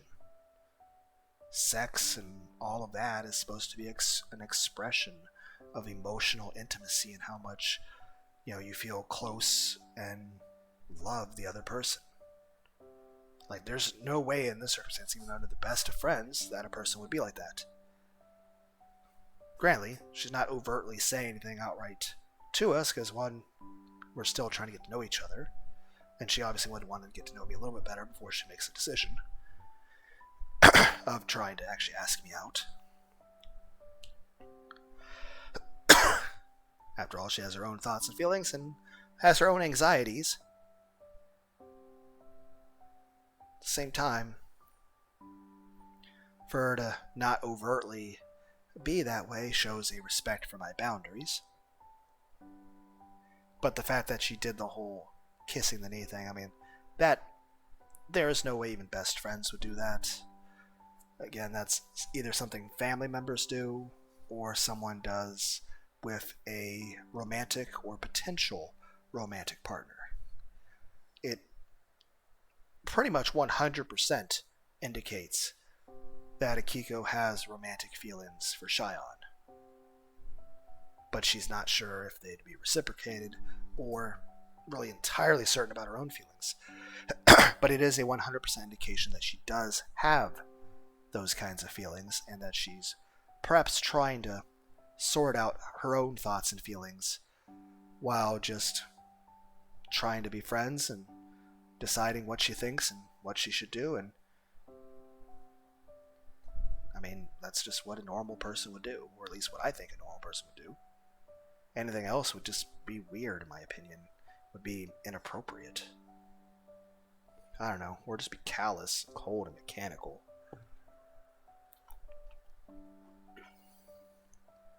I don't know. I'm just saying,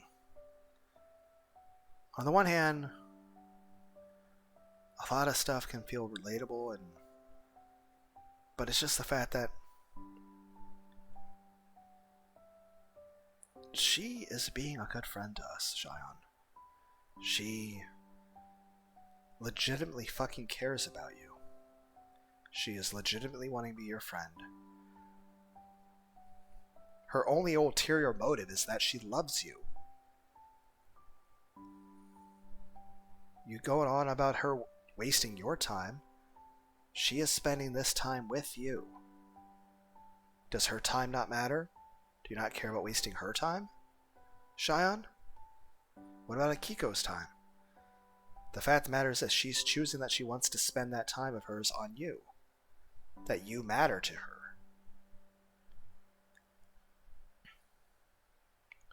And you reward her. I mean, even at best, even if it had been in a refrigerator, you're rewarding her with fucking leftovers. Let's be clear. Even if it had been in the fridge, you're rewarding her with like day-old leftovers. How do you not feel ashamed of that? Let alone this. I mean, yes, at least then it would be safe to eat. But I mean, at that point, if like the only thing you have in there is the day-old fucking shawarma,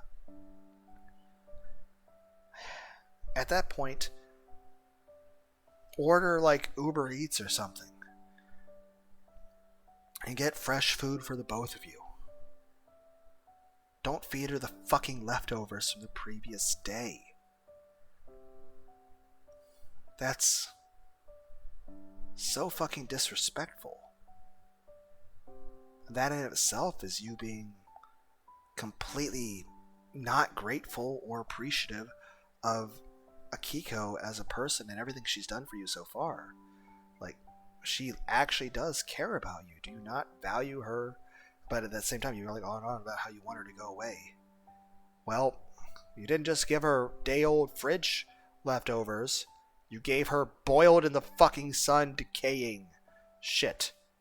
It's basically fermented. And it's not like it's going to get her drunk like most fermented things would do.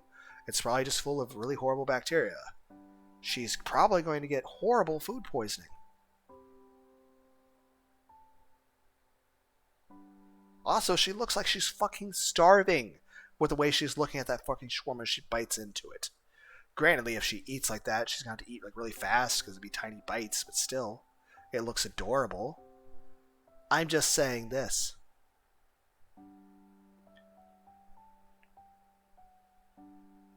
I don't know how bad the food poisoning is going to be, but I think she's going to die. And I'm just saying this, Cheyenne. If all I had was a day-old shawarma leftovers from the previous day in my fucking fridge, even if it was in my fridge, I wouldn't give it to the person. I'd be like, hey, let me order some food. I wasn't expecting company, and while I probably would have scarfed the fucking shit in my fridge myself, to be fair, I don't fucking give a shit about myself, Akiko. And I probably would have just like poured some, Frank's Red Hot or the Louisiana hot sauce Tapatio stuff, the Gabriel Iglesias brand hot sauce, and I probably would have ate it myself. I probably would have still gotten food poisoning, being something in a fucking fridge for like over that much time. But I certainly, sure as fuck, wouldn't give it to another person, let alone somebody that's actually been so kind to us. Let alone giving them one that's baked in the fucking sun. I understand there's such things as curated meats and shit that are supposed to be considered artisanal delicacies, but this is not fucking it. You have basically given her a penicillin fruit roll-up.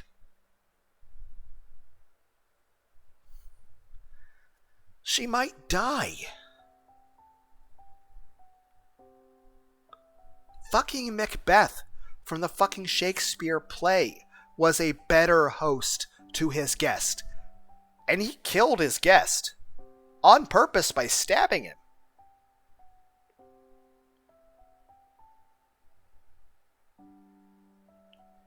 I'm just saying, this situation, this makes me feel sad. I think she's, at the very minimum, going to get terrible food poisoning. And that is upsetting. Well, everybody out there, say goodbye to Kiko. Goodbye.